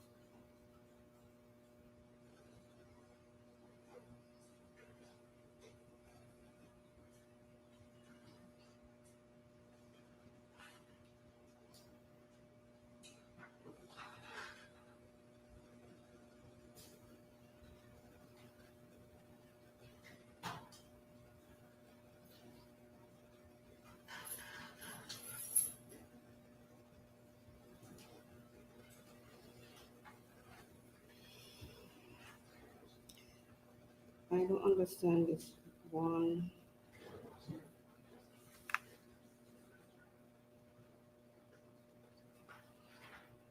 Okay, just for the record, Ms. Smith is pointing to a reference to the proceeds under Texas Insurance Code annotated in a section number, right? It's just the law provision, a provision of the law. Then it goes on and it's signed by the federal judge. Objection. Leading the witness. Leading the witness. Leading the witness. And badgering. Went in and agreed to setting up this trust with, Yes, with I the remember fund. that one, yeah. Okay. That's Okay, so what's going on right now is that he trying to get, this is the defense, and they trying to rebuttal the fact of how they seemingly trying to say, while you trying to pour mouth and act like y'all so broke and destitute, isn't it true that y'all got a trust? She got a trust, awarded a trust for over $500,000. Isn't it true that these properties got paid off? So what the defense is attempting to show right now is that they are not financially strapped. They are not indigent. That's what he's trying to prove right now. and that it contains the number was the least amount. Hold on. Bringing in a nephew or niece. We take paperwork first, so there's an interview that's done just to see if they qualify for the trauma-informed care component of our services. This might be a therapist. Therapies do you use regularly with regard to children that have post-traumatic stress? Certainly. Okay, so this is a therapist that the child saw afterwards. So let's see if she say about what Elena may have said she's seen. And it sounds to me, and I think you guys can correct me if I'm wrong, I do believe that Elena was somewhat verbal.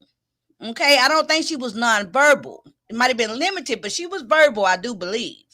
We use trauma-focused cognitive behavior therapy. Trauma focus is the component that talks to the child regarding what situations happened for them, whether it be with family violence, a car accident, or witnessing to a crime. And so with the trauma, then we work with the cognitive process that your child has. because it's not always easy for a child to have a checklist of things that they know. So we have to work with them where they are at their level. And are these therapies that you regularly rely on in your practice in treating children with trauma? Yes, ma'am. And are these therapies commonly used by other therapists in your field? Yes, ma'am. Additionally, there is trauma that we do with trust-based relational intervention, which is a format, a process of working with the children at their cognitive level, but also in a supportive and caring manner. And I think you had already said that you started seeing Elena in August 13th of 2019. Yes, ma'am. And what were some of the behaviors that she was exhibiting that were concerning to her family, that the reason she was brought to you? Objection 702 in particular, and also to the extent that she's testified that she communicates with others via hearsay confrontation. That's not offered for the truth of the matter, sir, but just to inform her treatment and why she was there. You can answer. Could you readdress the question? Sorry. Sure, I guess what were the behaviors that Elena was exhibiting that brought her into your care?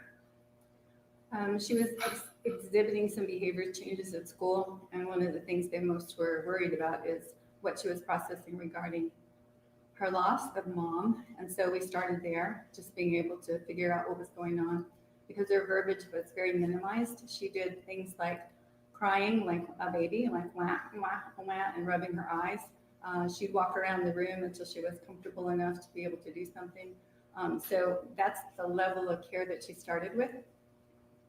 And has she made progress? Yes, ma'am. And so what kind of treatments are you currently providing for Elena? We still provide the supportive interaction with her. Most of the decisions that she's making is for the development of her being able to understand things. She's quite bright. She just needed to find the words for many of the things that she was trying to share. And about how long did it take you working with Elena for you to see some of this progress that you've seen today?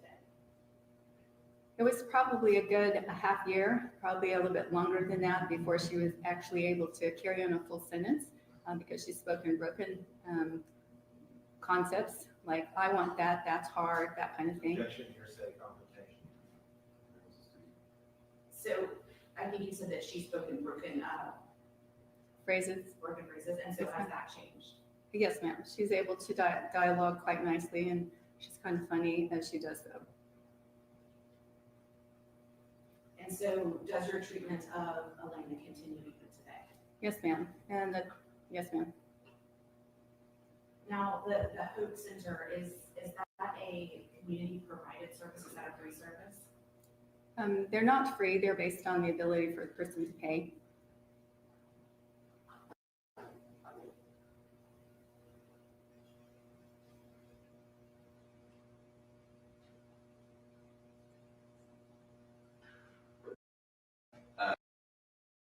How is she paying for her schooling? I send money to Western Union to my adopted, we call her my adopted sister, because she was the eldest one that was in the household that we live. She is the dean of the Pastor Garden Teachers College, and Handrine was living with her. So you help support her educational endeavors? Yes, sir. Now, while she was in college, did Andrine have aspirations to continue her education elsewhere? Yes, sir. Where so? She went to America on a holiday trip in the summer, and she told me that she realized that she could transfer from the college in Jamaica to America. Did she do so? Yes, sir. Do you recall which college? The college that she was visiting is Excelsior College in Jamaica, but I don't know the name of the college in America. And so when she transferred, did you continue to provide financial support? Yes, sir, still. Now, during this time that she transferred from Excelsior to college in the United States, which state do you recall? In Florida. Now, was this before or after she met Andy, Andre? She was going to America back and forth before she met Andre. And you said that in terms of the support for her education was provided by you? Yes, sir. Now, later on, this judge has heard that she later met Andy. the defendant, Andre McDonald, correct? Yes, sir.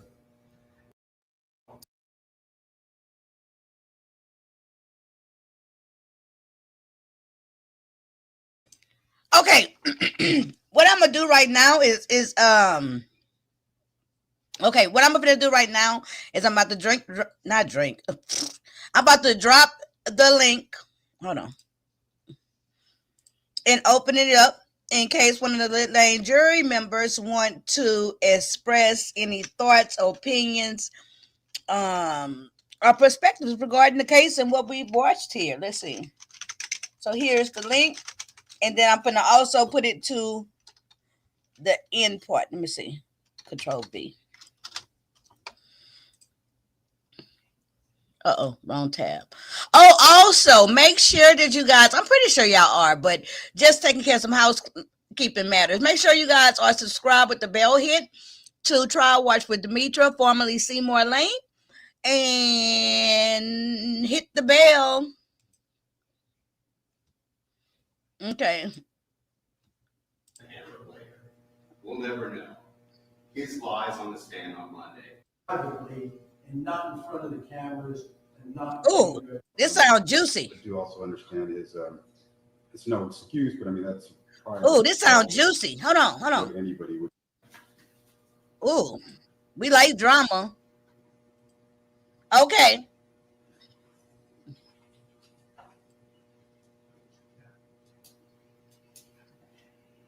Girl, where's Robe at?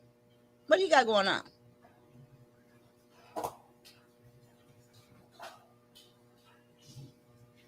Oh, he married, child. Yeah, it's a judge. Yeah, I read his cousin's Allison McDonald Exhibit 63. What's this? Oh, this is his reviews from the military 65. That's correct. The one that you questioned on the. Yes, sir. Major under the lieutenant. Not his role must be in a cleaner shop. I guess because it's not a trial. All these letters say different things, but they all talk about the good things that he has done in his life and with his daughter, and all of them seem to have sympathy for the victims' families too. They at least address her family also. Yeah, look at all these exhibits. Now he perusing. Okay, any closing arguments on both sides? Okay, here we go. Disclose the arguments for the sentencing phase. Actual trial itself, and has put the judicial notice of the entire file, including the bond. Okay, how about that judicial notice of the guilt innocence phase? Everything has been admitted. Okay, argument? Yes, Your Honor, I'm going to reserve my argument. I'll let the defense go first. Defense. Your Honor, this is sentencing before the court. So if I stand. Yes, please. Yeah, no, prefer you to stand. Go ahead. This is a sentencing before the court. The court sat through all of the evidence. So I think I can be very brief. The jury found Major Andre McDonald not guilty of murder. So I think you need to put that out of your mind, so to speak. And they said unanimously he's not guilty of that. So the act clearly endangers human life, it causes the death in the manner and means and whole intentional, knowingly taking the life of another. The jury said no, not guilty. And the jury came back after an Allen or dynamite charge and could only unanimously agree in this case that he was guilty of recklessly taking the life of another. That's manslaughter. So respecting that decision within the system, that becomes the framework for the sentencing. You know that from the very beginning of this case, that Maureen Smith told you that their fighting was mutual, that there were fisticuffs. You know that this is not a template for the husband abuse of a wife throughout time. We've picked several, at most, several isolated examples from 2016, 2017, 2018. Oh, Andre did this, and Andre did that, Andre did this.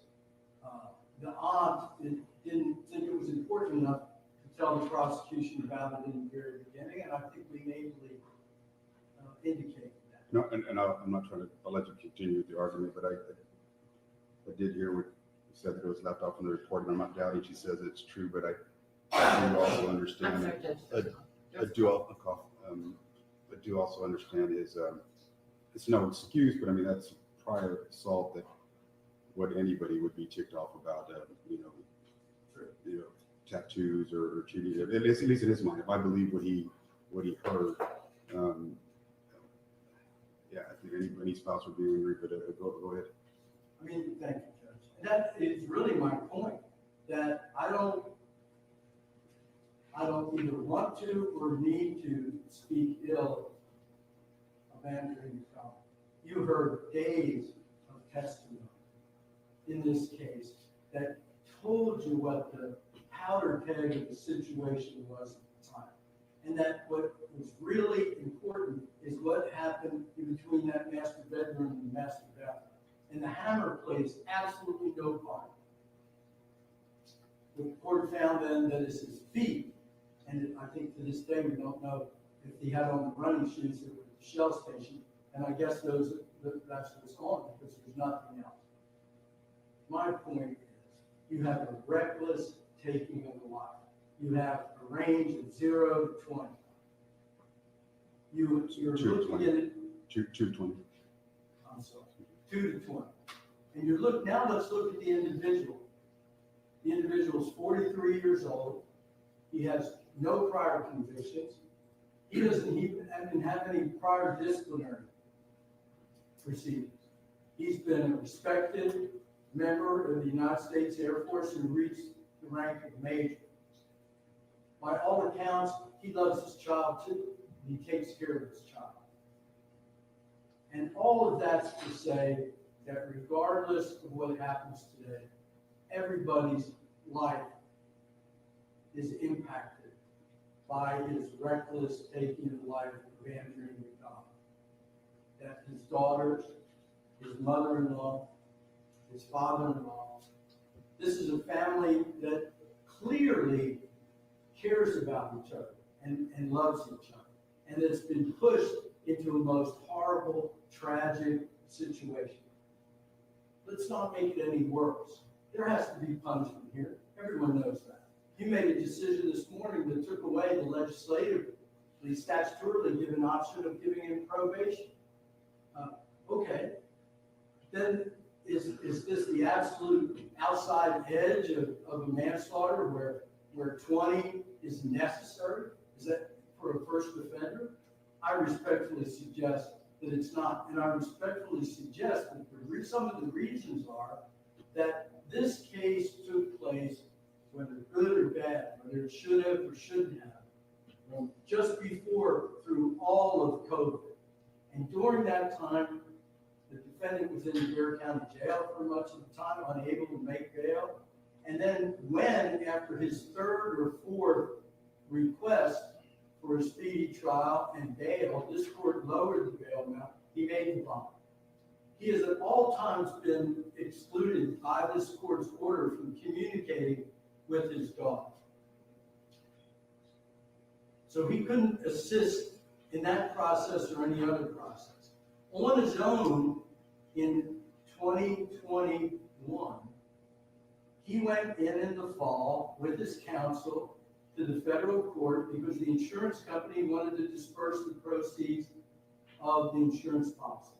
He waived and gave up any interest in the proceeds in favor of his daughter, Elena. It was absolutely the least he could do, but he did it. The rest of the estate is in probate. There's nothing that anybody can do about that. So the court's decision should be tempered by those facts and factors, and the greatest of which is it was a reckless act, as found by the jury. So The most difficult thing, I think, if any jurist that I've ever talked to is sentencing people when you talk about the job. So we know it's a difficult responsibility. But thank the court for your attention and hope that you will give Andre McDonald the least amount that you think possible or necessary to the ends of sentencing and justice, so that they can take on. I want one more thing that I want to say, and that is that in terms of allocution, Sam! don't have anything to say to the court, but his allocution is, through his attorney, is that he wants to continue the process of taking responsibility, continue the process of sharing his sorrow and his grief at everything that transpired, but he wants to do it privately and not in front of the cameras and not in front of everybody else. And he proved that before this trial even started, that he was willing to do it, and he tells the court and everyone else that he plans on continuing, because that's where closure is. Boy, boo! Pause, pause, pause, pause, pause. Okay? Let's pause. Okay? So what he just said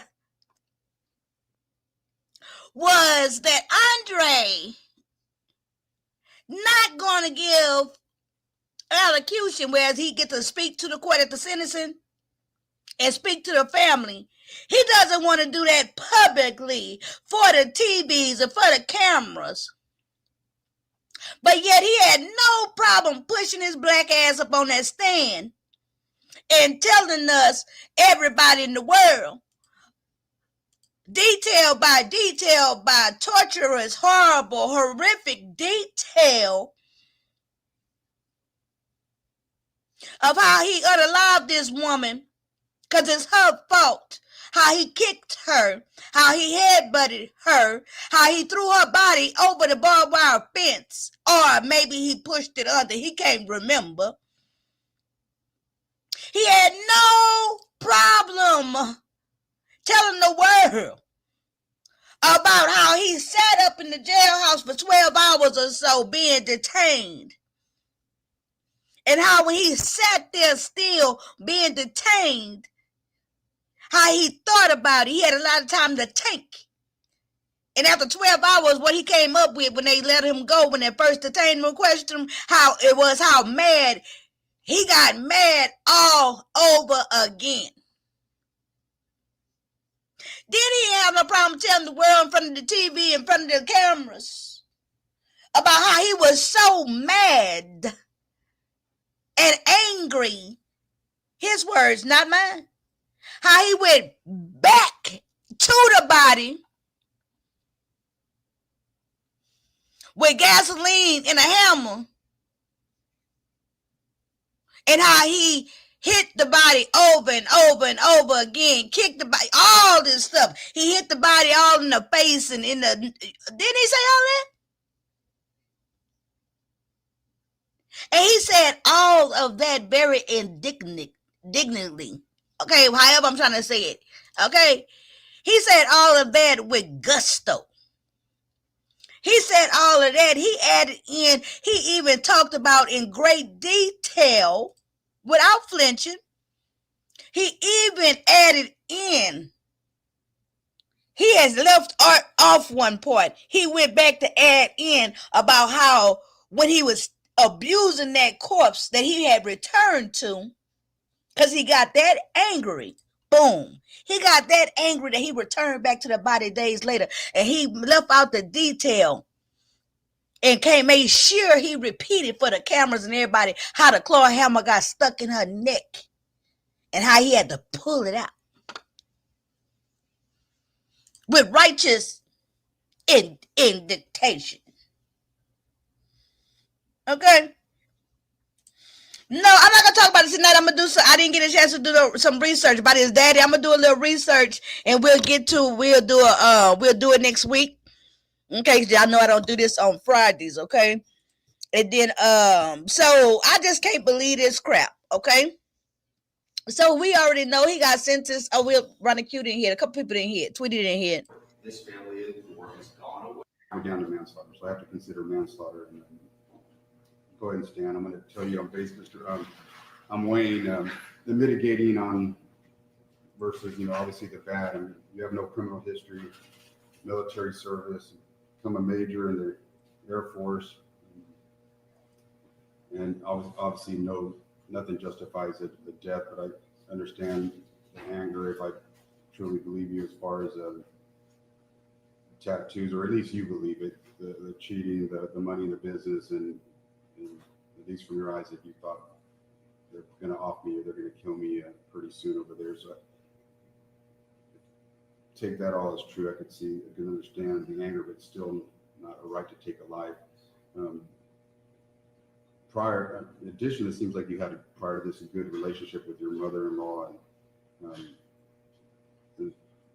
they're strong, because I've seen some families in here before that have come in here and they're just mad and yelling and don't even want to look at the defendant. They've actually seemed like they still care. At least I can't put words in their mouth, but more forgiving than I've seen others. And not that others are wrong, it just seems like they still care for you. She said you were a smart man, intelligent man, you didn't have to do this. So that was strong of her and the rest of the family members. I think your sister says it here too, and the letter, basically can say it better. No prior criminal history, no prior arrest, no record of discipline, distinguished military career, no prior history of discipline throughout his life.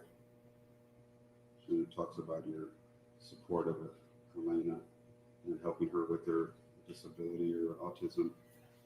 But I also have to weigh that against,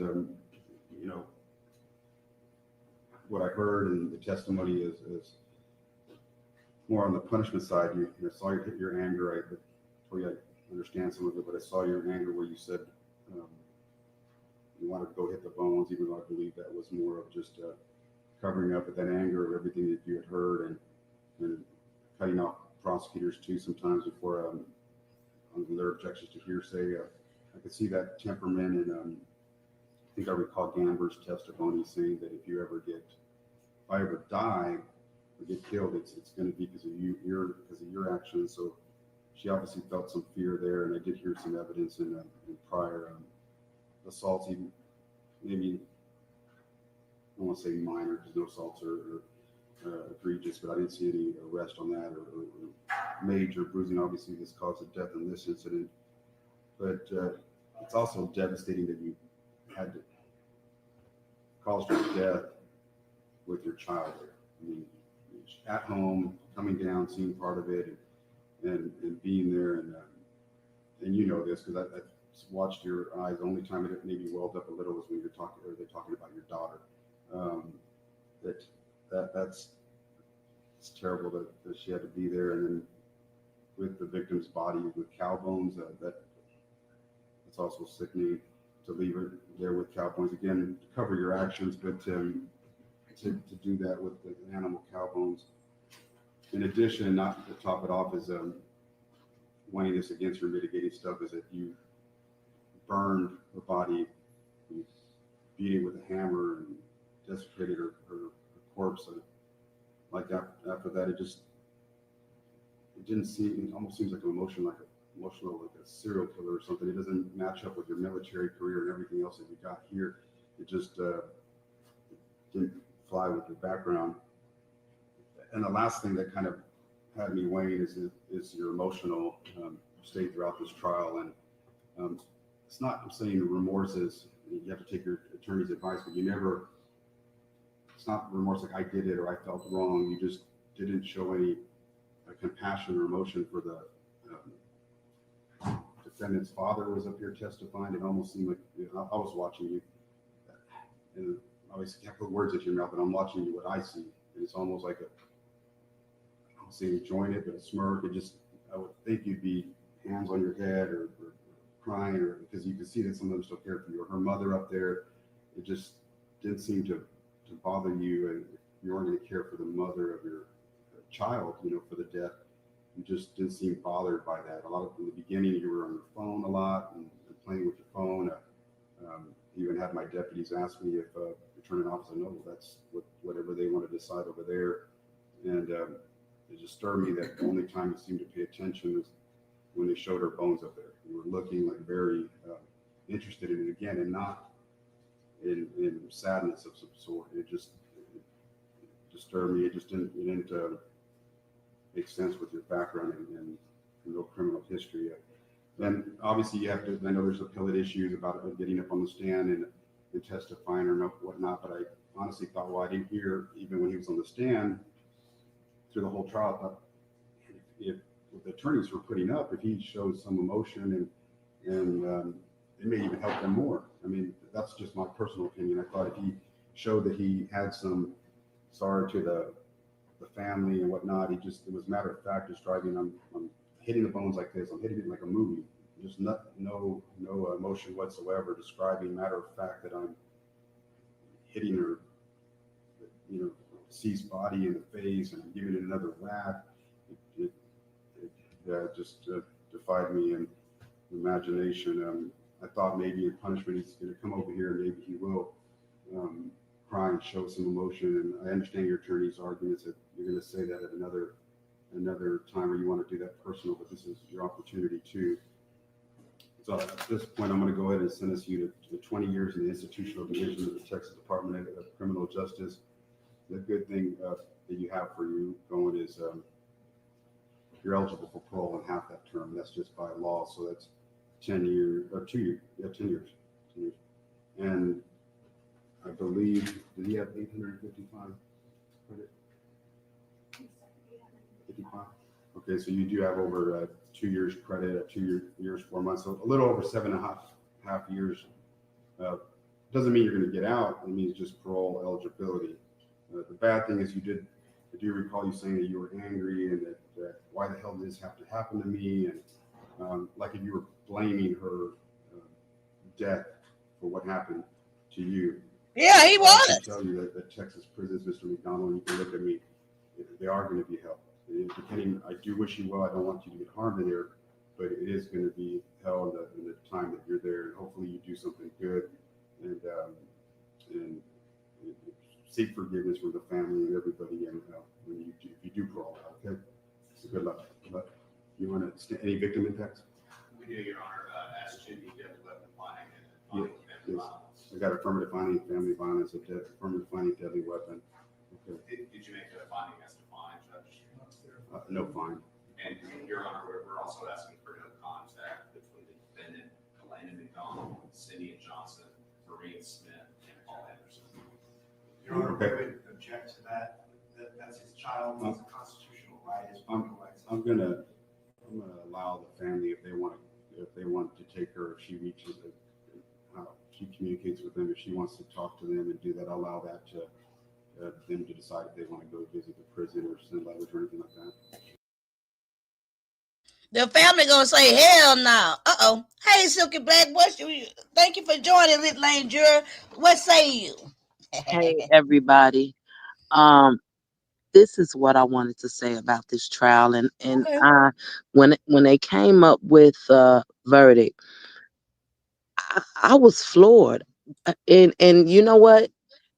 I'm going to say this, and this is the only reason I was floored, because my opinion about this, and I said that his actions was cold-blooded, but initially I do not believe that it was intentional. I do not believe that it was premeditated.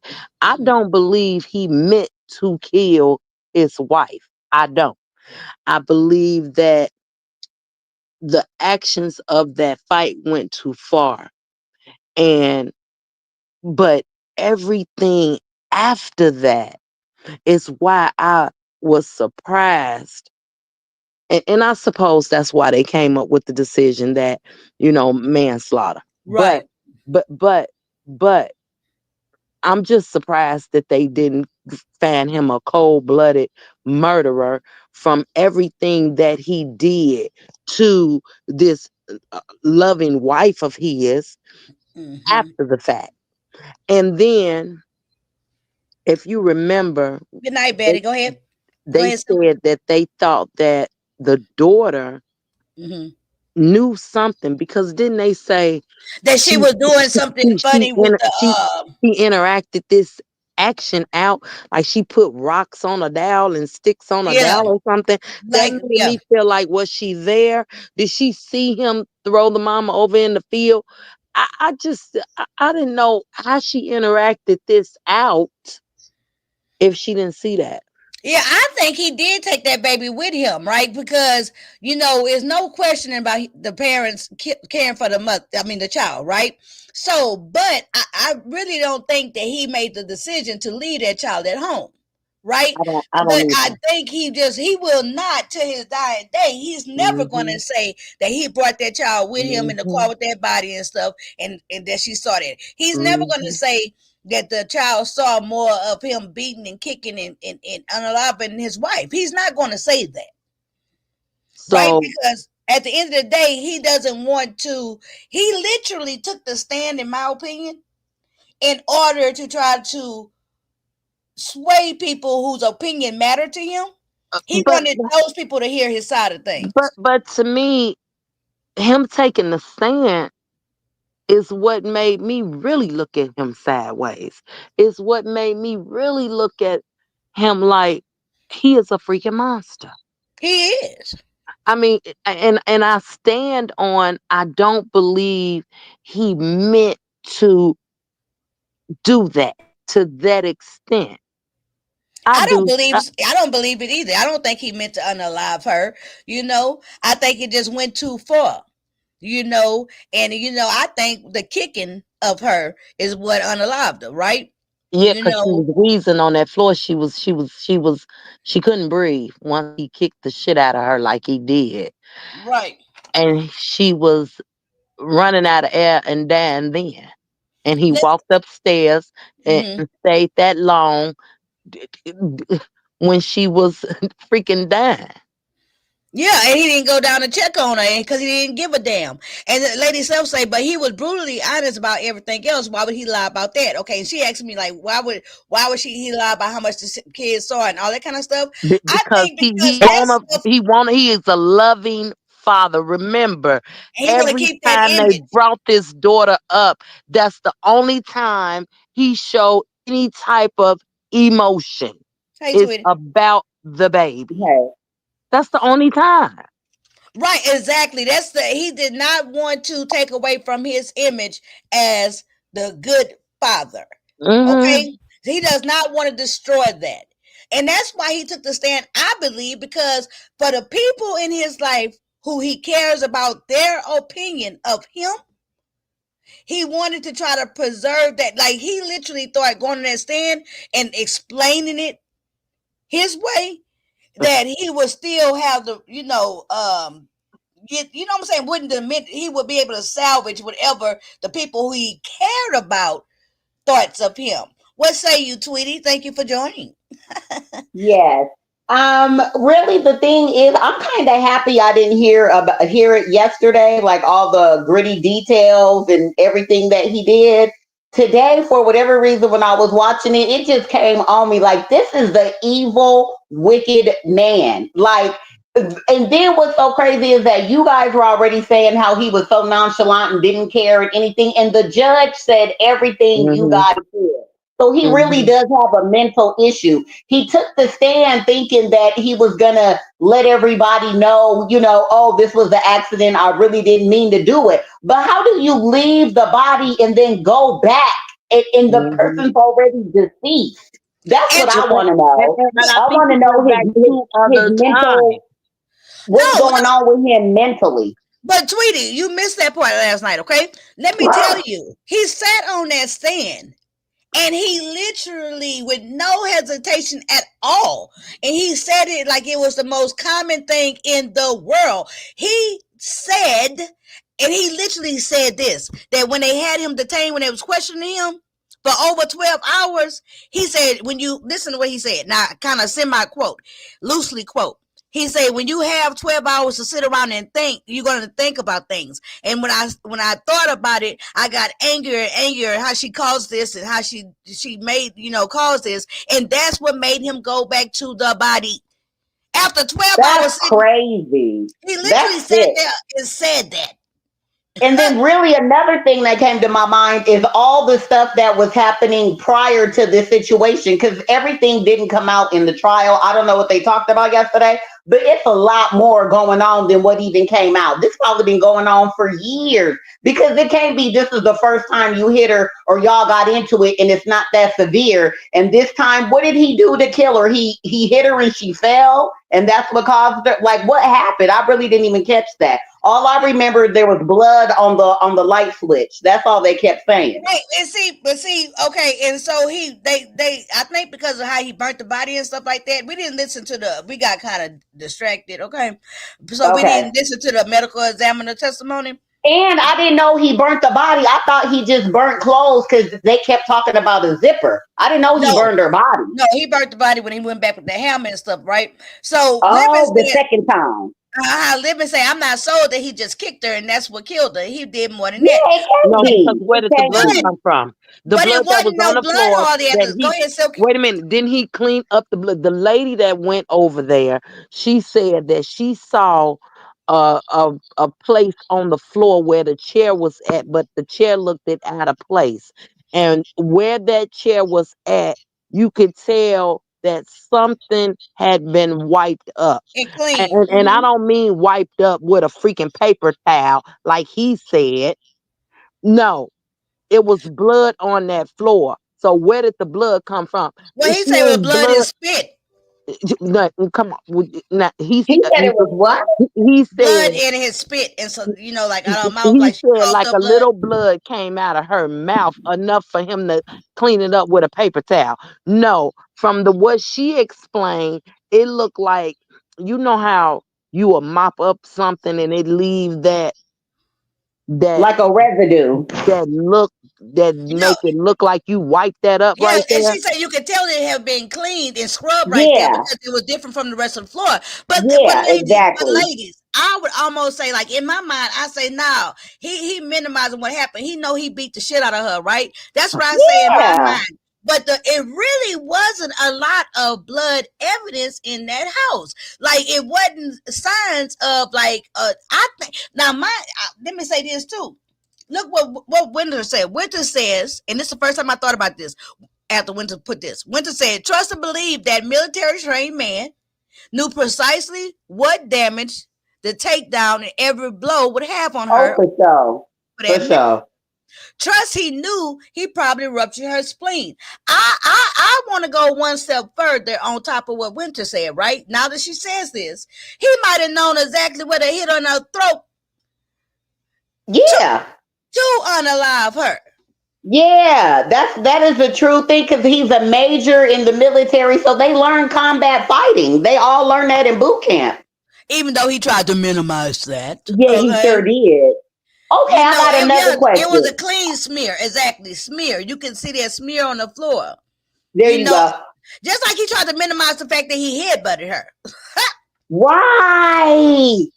So, okay, Winter says, so when he headbutt her and he claims she went to go look for her face. What? Went to go look at her face. Not that there's where to committed unaliving. Oh, I don't Right, know. because he say he with the headbutting, which he tried to play off, that's what split her face under her eye. This was like in boxing, when it hit right there under the eye, it Yeah, bust and bleed. yeah. Right? But I'm kind of thinking now that it's more so like I think now this goes to say, okay, at first I've been thinking like you, Silky, that it just went too far, right? Yeah, And that's that what it I was didn't thinking. happen. But now that we think about it and that we talking about it and talking about that military training, and then we Yeah, discussing about the fact that they was in a physical altercation, and we yeah, discussing the fact that it was not a very bloody scene, right? right. Like he was just busting in her face. You know what I'm saying? So I'm kind of not at this moment. I'm thinking, shit, he might have hit her in that doggone, hit her in her throat at the right place, knowing that he was gonna unalive her. I kind of feel that way. Yeah, something happened. Something definitely happened I don't. The thing is, I don't think he was trying to unalive her. I think that he panicked and then just went too far and all this other stuff. Now, after that, the going back and the hammer and all that's where you don't went crazy. Like that right there is the thick part. Now, if he initially had done something, hit her, killed her, or was scared, and he did something and called the police like normal people would, it Wouldn't wouldn't. even It got wouldn't. He 20 wouldn't got the years. 20 Exactly. years. He wouldn't, Exactly. but he wouldn't even got 20 years. Y'all heard when the judge even said, well, damn, the way you described going back to that body and stuff, it's almost like that in the nature of a serial killer. Serial killer. Okay. Hello. He And that's say what I that Hello. was part, gonna the say. judge say that part don't even sound nothing like what you His is on this mental. paper. I want to know where his mental, what happened, what snapped, and all that. So now and the thing is, I want to know what was going on prior. Now they were saying that she had a boyfriend or that she was dating somebody. Her first love in Jamaica, that they were saying, a legend that she had started back seeing him, and they showed the picture and stuff of him. But that's what So I was were gonna they say. were they living together but like divorcing but still in the same household, or what was the setup? Did they mention that? Well, they were sleeping in separate rooms at that time. Yeah, you did say that. You did say that. But the So I don't husband, know if he testified to that too, and the mama too. I don't know if the motivation was the money or was it your feelings and you're hurt and you think she's cheating and she's about to leave you and go be with this other man. Like, what I was think it really was. the motive? I think it was all of it. But last night, the Little Lane jury box voted that. Well, we didn't vote on the poll, but we pretty much Yeah, chimed yeah. in that it was more so the money. And mind you, they asked him directly about that. Okay, And what did and he say? he said it was mostly the money, the business, because he considered it stealing from him. Wow. Wow. That, I see now I'm even more intrigued to understand this man's mindset. Like, what are you thinking? What are you, He, and your daughter was there and the he was daughter's thinking, autistic and she he follows was you? thinking, fuck this bitch. Excuse my but French. she That's what brought up a good point, and that That's was what he the was point. thinking. How dare she take from me? How I made you. You was a street trollop. You was a little street urchin over there, poor and impoverished in Jamaica. Right, I met you. I educated you. I put you in right. something nice. I built you. I made you. How dare you? Yeah. Yeah, yeah. But I mean, I could she see brought up that. a good point, and that's what I came up here to say, that I would understand the juries coming up with that verdict if he had a did the right thing and said, "Oh, me and my wife, we got into it. It went too far. Called the police." But all this other stuff that he did after the fact of putting her body in the Exactly. car, taking her clothes off, burning them, going to beat the body. No, no, you need to go to jail for a very, very long time, and 20 years ain't long enough. What happens to those type of men in but jail? I know when but I but what let me interject real quick before you go to that part. okay. Hold your thought. Put a pin. But when the judge give the jury charges, right? Meaning breaking down the laws and the degrees and stuff. What happens in that case is they cannot decide. They cannot give the verdict of murder in the first degree if it does not meet certain stipulations, right? Right, So what we saying right now about we all three we in agreement that we kind of think that we feel like it wasn't premeditated, right? So right, simply right. because it was not premeditated, if the jury felt the same exact way that we felt, right?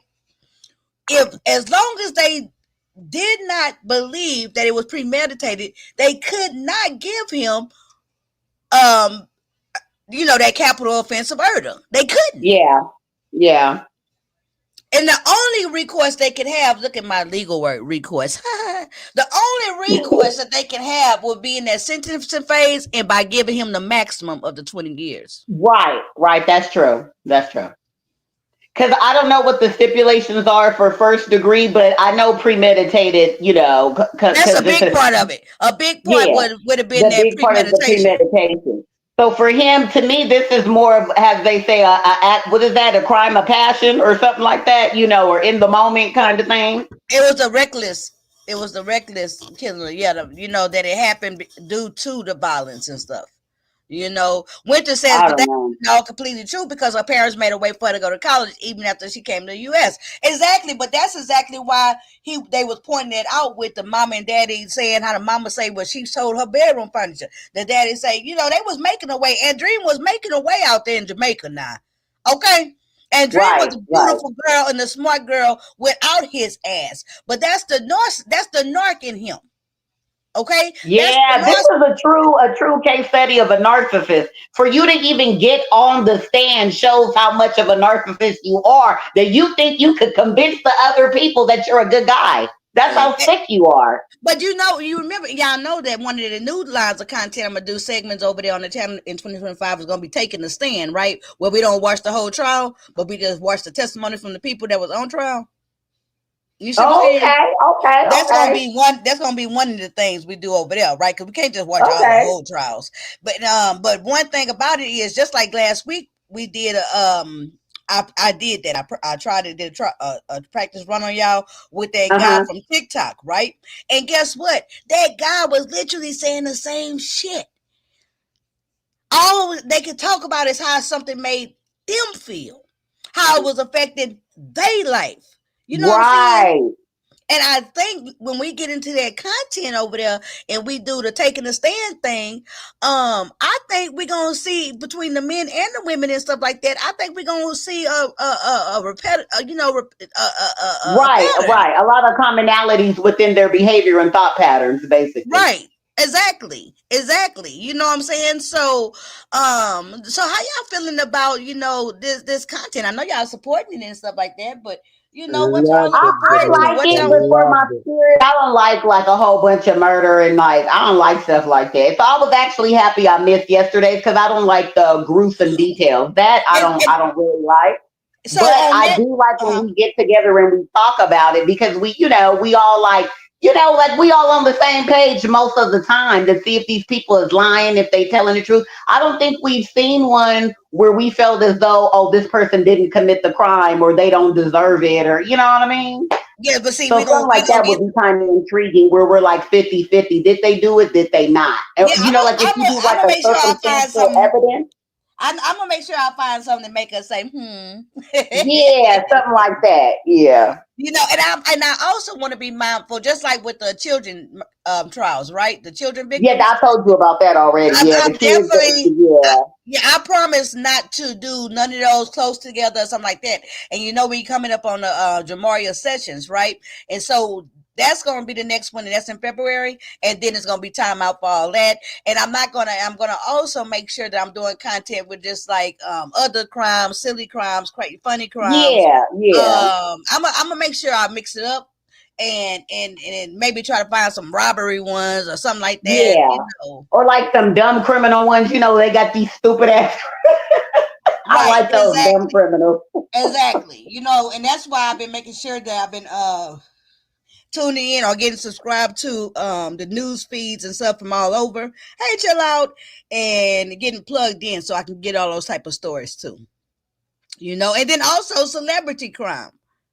You Oh know, yeah, yeah, yeah. That's good. Those ones are good because we be thinking you got money and you famous and all that. So how could you be doing stupid shit? But yeah, yeah, Oh hell, now Demetria and the entire jury was rooting for meth head. Which one? But the cool. Well, I'm oh. definitely here for it, Demetra. I love it. Thank I'm having you. a good time. It's very good content. Sometimes, you got to have time away from all of the bull crap, and I Yes, just I love it. agree. I'm having a good time, so I really appreciate you bringing this to us. I'm gonna jump down, and Thank you. I'm always here to support you. Thank you, Silky Black. I sure appreciate you, girl. And you too, Tweety, and everybody in the Lit Lane Jury Box. We're getting ready to make that move over to the other channel. And I'm really going to just kind of like, for right now, I'm just calling it, who knows? I might catch up to something in the beef section. But right now, this content and building that channel really needs my attention, right? So Drop I'm the giving other it. channel in the chat, Demetra. Okay, we'll do. And I'm going to Okay, give it that I'm gonna attention and put drop that down, time. and thank you for having me. Thank you, Silky, because guess what? The beef sector content gonna stay rolling. You know what I'm saying? And Oh, for so sure. I want to give myself the best head start on that channel for 2025. And I just have to give it my attention. And right now is a good time to do that. Because remember, I had already, I think it was already, in the makes for this to happen, right? For all that Just Krista talk and all that type of shit. I think Yeah. all that happened so I could already get weaned away from it, right? Because I lost complete interest in a sector. Oh God, please. I don't even want to talk about it now. Child. But I'm Okay, now saying who's Meth Head? Is Meth Head the Nixon guy, the light no, skinned guy? no. I think. Oh yeah, Quentin Nixon. We were Okay, split that's what on I was Quentin thinking. Nixon. Okay. So We what wasn't. happened with that? I didn't catch the end of that. What time did he get? He got guilty. He got found guilty, and he got 20 years to life. Wow. Wow. And then Leilani Simon with the landfill, she got Yeah. found guilty, sentenced to life. Good night, Okay. living. So yeah, we did actually done quite a few trials since we got Yeah, we enrollment. have. We actually have. We actually. Now, I don't be catching them all and all the details, but I'll be knowing what's going on. Yeah. So I'm thank you, Twitty, for coming up. I'm gonna get ready to Oh, you close know this I'm gonna come out. up. You know I'm gonna come up. Yeah, I know, right? And for this, I don't know why this is the first time I thought about, well, damn, I could take my nighttime medicine while I'm doing the live because it's not gonna kick in for a while, right? And I don't know why tonight Yeah. I should have been doing this the whole time because that's why I've been sleeping so late. But Oh, okay. What time is it over there? Where you at? You two hours. it's You gonna two be hours ahead of me. I don't know what time it is. well, it's just not gonna be 10. But what happens, you got to have your time to decompress. So I'm up Yeah, like yeah, two yeah. or You three have to more have hours. your onset time for your meds to get all in your system. So, yeah. I should have done that, but now I know. And I like meeting at the 7 o'clock and coming. I like the consistency of it. I've been doing really good. I think I only missed one night.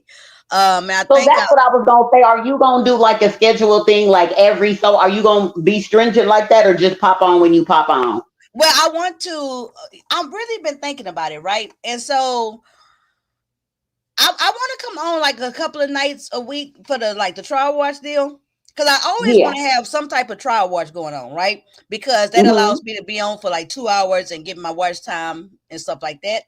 But then I Yeah. want to do like some up, and I also want to get over there and start doing the uploads for some uploads and the editing and stuff like that. The reaction. So we gonna see. I'm trying to think about a schedule because I'm also gonna still be working on my lit all day channel, but I Okay. want to work on my lit all day like with the story time, kind of like how I was trying to structure Seymour Lane. Okay. So Oh, like see, that's now another side note. This is totally off of something else. Do you still have your fish channel, or you're done with yeah, that? no. I still got the fish channel that I got to get back going, and now with the verticals, right? So Uh huh. I said that would make it easier for me because the problem I was having a problem with the fish channel because of trying to record it, like it was cutting off the phone.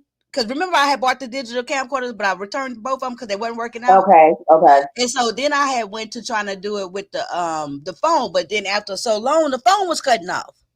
Right? Okay. So it wasn't working out like how I wanted it to do. And I got kind of a little bit discouraged. But Okay. with the adding of the vertical lines live from YouTube, Uh I huh. think that's gonna fix all that. Right? Okay, that's So good. yeah, so I got some different Well, your things in the 2025, you got things to do. You not gonna be bored. So that's for damn sure. no, and I'm just gonna go ahead and start shifting my way. I mean, I'm still Yeah. here, but Little Lane always been a plethora of things, right? So yeah, In yeah. the daily affirmations, did you do those this week? I know last week I you have was on not those been tests. doing them at all because I just You was have on not. those tests last week, but I missed those too. I be at work, and when I'm at work, I have my phone off, no notifications, because I get Yeah, distracted. no, I So haven't when I done come home, that's affirmations when since I the catch up first on week. everything. I haven't done the affirmations, but I'm gonna have to just make sure that last week or so that we do them to end the year right. Yeah, that'll be good. That'll be good. That'll be good. Hmm. And so you missed the I think you wasn't in there earlier today for the pit crew live, right? No, I wasn't. I Which wasn't. it wasn't nothing but me doing my research on live about the case that we could finna follow on the Facebook Okay. thing. But if you Okay, yeah, go what were you saying about his daddy? His daddy got a history of violence or something? Night oh stabs. yeah, I don't no, know if that's new. Night oh stabs. yeah, we found out last night that Andre McDonald, his daddy, is actually right now in Jamaica standing to be on trial accused of unaliving his first and second wife. So Stop it. Stop it. I'm dead serious. Good night, everybody. I'm Stop. dead serious. I'm dead serious. Excuse the pun. So that's something I'm gonna bring y'all next week. I'm gonna go. I just saw that last night, right when I was Oh looking up my something. God. And so I'm gonna actually You research gotta it, be get kidding pictures. me. No, I'm gonna get pictures and What everything. the hell? Yep. What? Yep. So, ooh, wee. That's why I said he get it from his daddy. I was about to say, so this, I want to say it's something hereditary or something that you've seen or knew or that was possible. So that's why you thought you could get away with, like, this is a rabbit hole. Wow. Yep. So he killed his first and second wife? Yep. That's what they alleging. Wow. I didn't know that till last No, night. for real. I'm dead ass. I'm dead ass. I Like, know I what? didn't know. I didn't know that till last night, and I was looking for something else. I just so happened to Google it, and I say, "What?" And I told him last night because I just had seen it last night. So I said I promised them that I was gonna do some research on it and come back at least and show y'all the story, like with the pictures and the wives and all that stuff. Oh yeah, I want to see that. That's crazy. I've heard of something like that before. It was this lady, they called her the Black Widow, but she was giving her husbands, I believe, arsenic little by little, like with breakfast or in their coffee or something like that. It was a few of them. Oh yeah. Mm-hmm. That's crazy. Good night, Okay. Renee. Yeah, good night. So look, okay, I have to meet you up here talking. I like to talk. So good night. Well, I'm gonna drop the link a little bit more often. I'm gonna try for discussions though. Yes.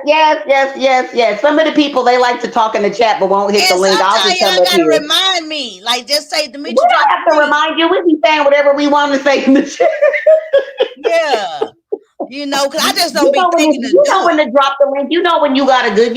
Most of the time you drop the link when you have something that you want to talk about. You want to ask us. That's when you normally drop the link when you got a good. When you want to Yeah. share something with us. So Yeah. Okay. Well, anything last words you want to say, Tweety? all right. Good night, Liv Lane. Those are my last words. I'll see That's a y'all in the good one. chat. Good Bye, night. y'all. All right, Lit Lane Jury Box. Y'all have done an excellent job once again. Y'all have handled y'all civic and virtual duties. At this point in time, I want to thank y'all for y'all service. Y'all are dismissed. Good night. Oh, let me see. I got my little outro thing that say, please subscribe. Oh, it's not on here. Okay, good night.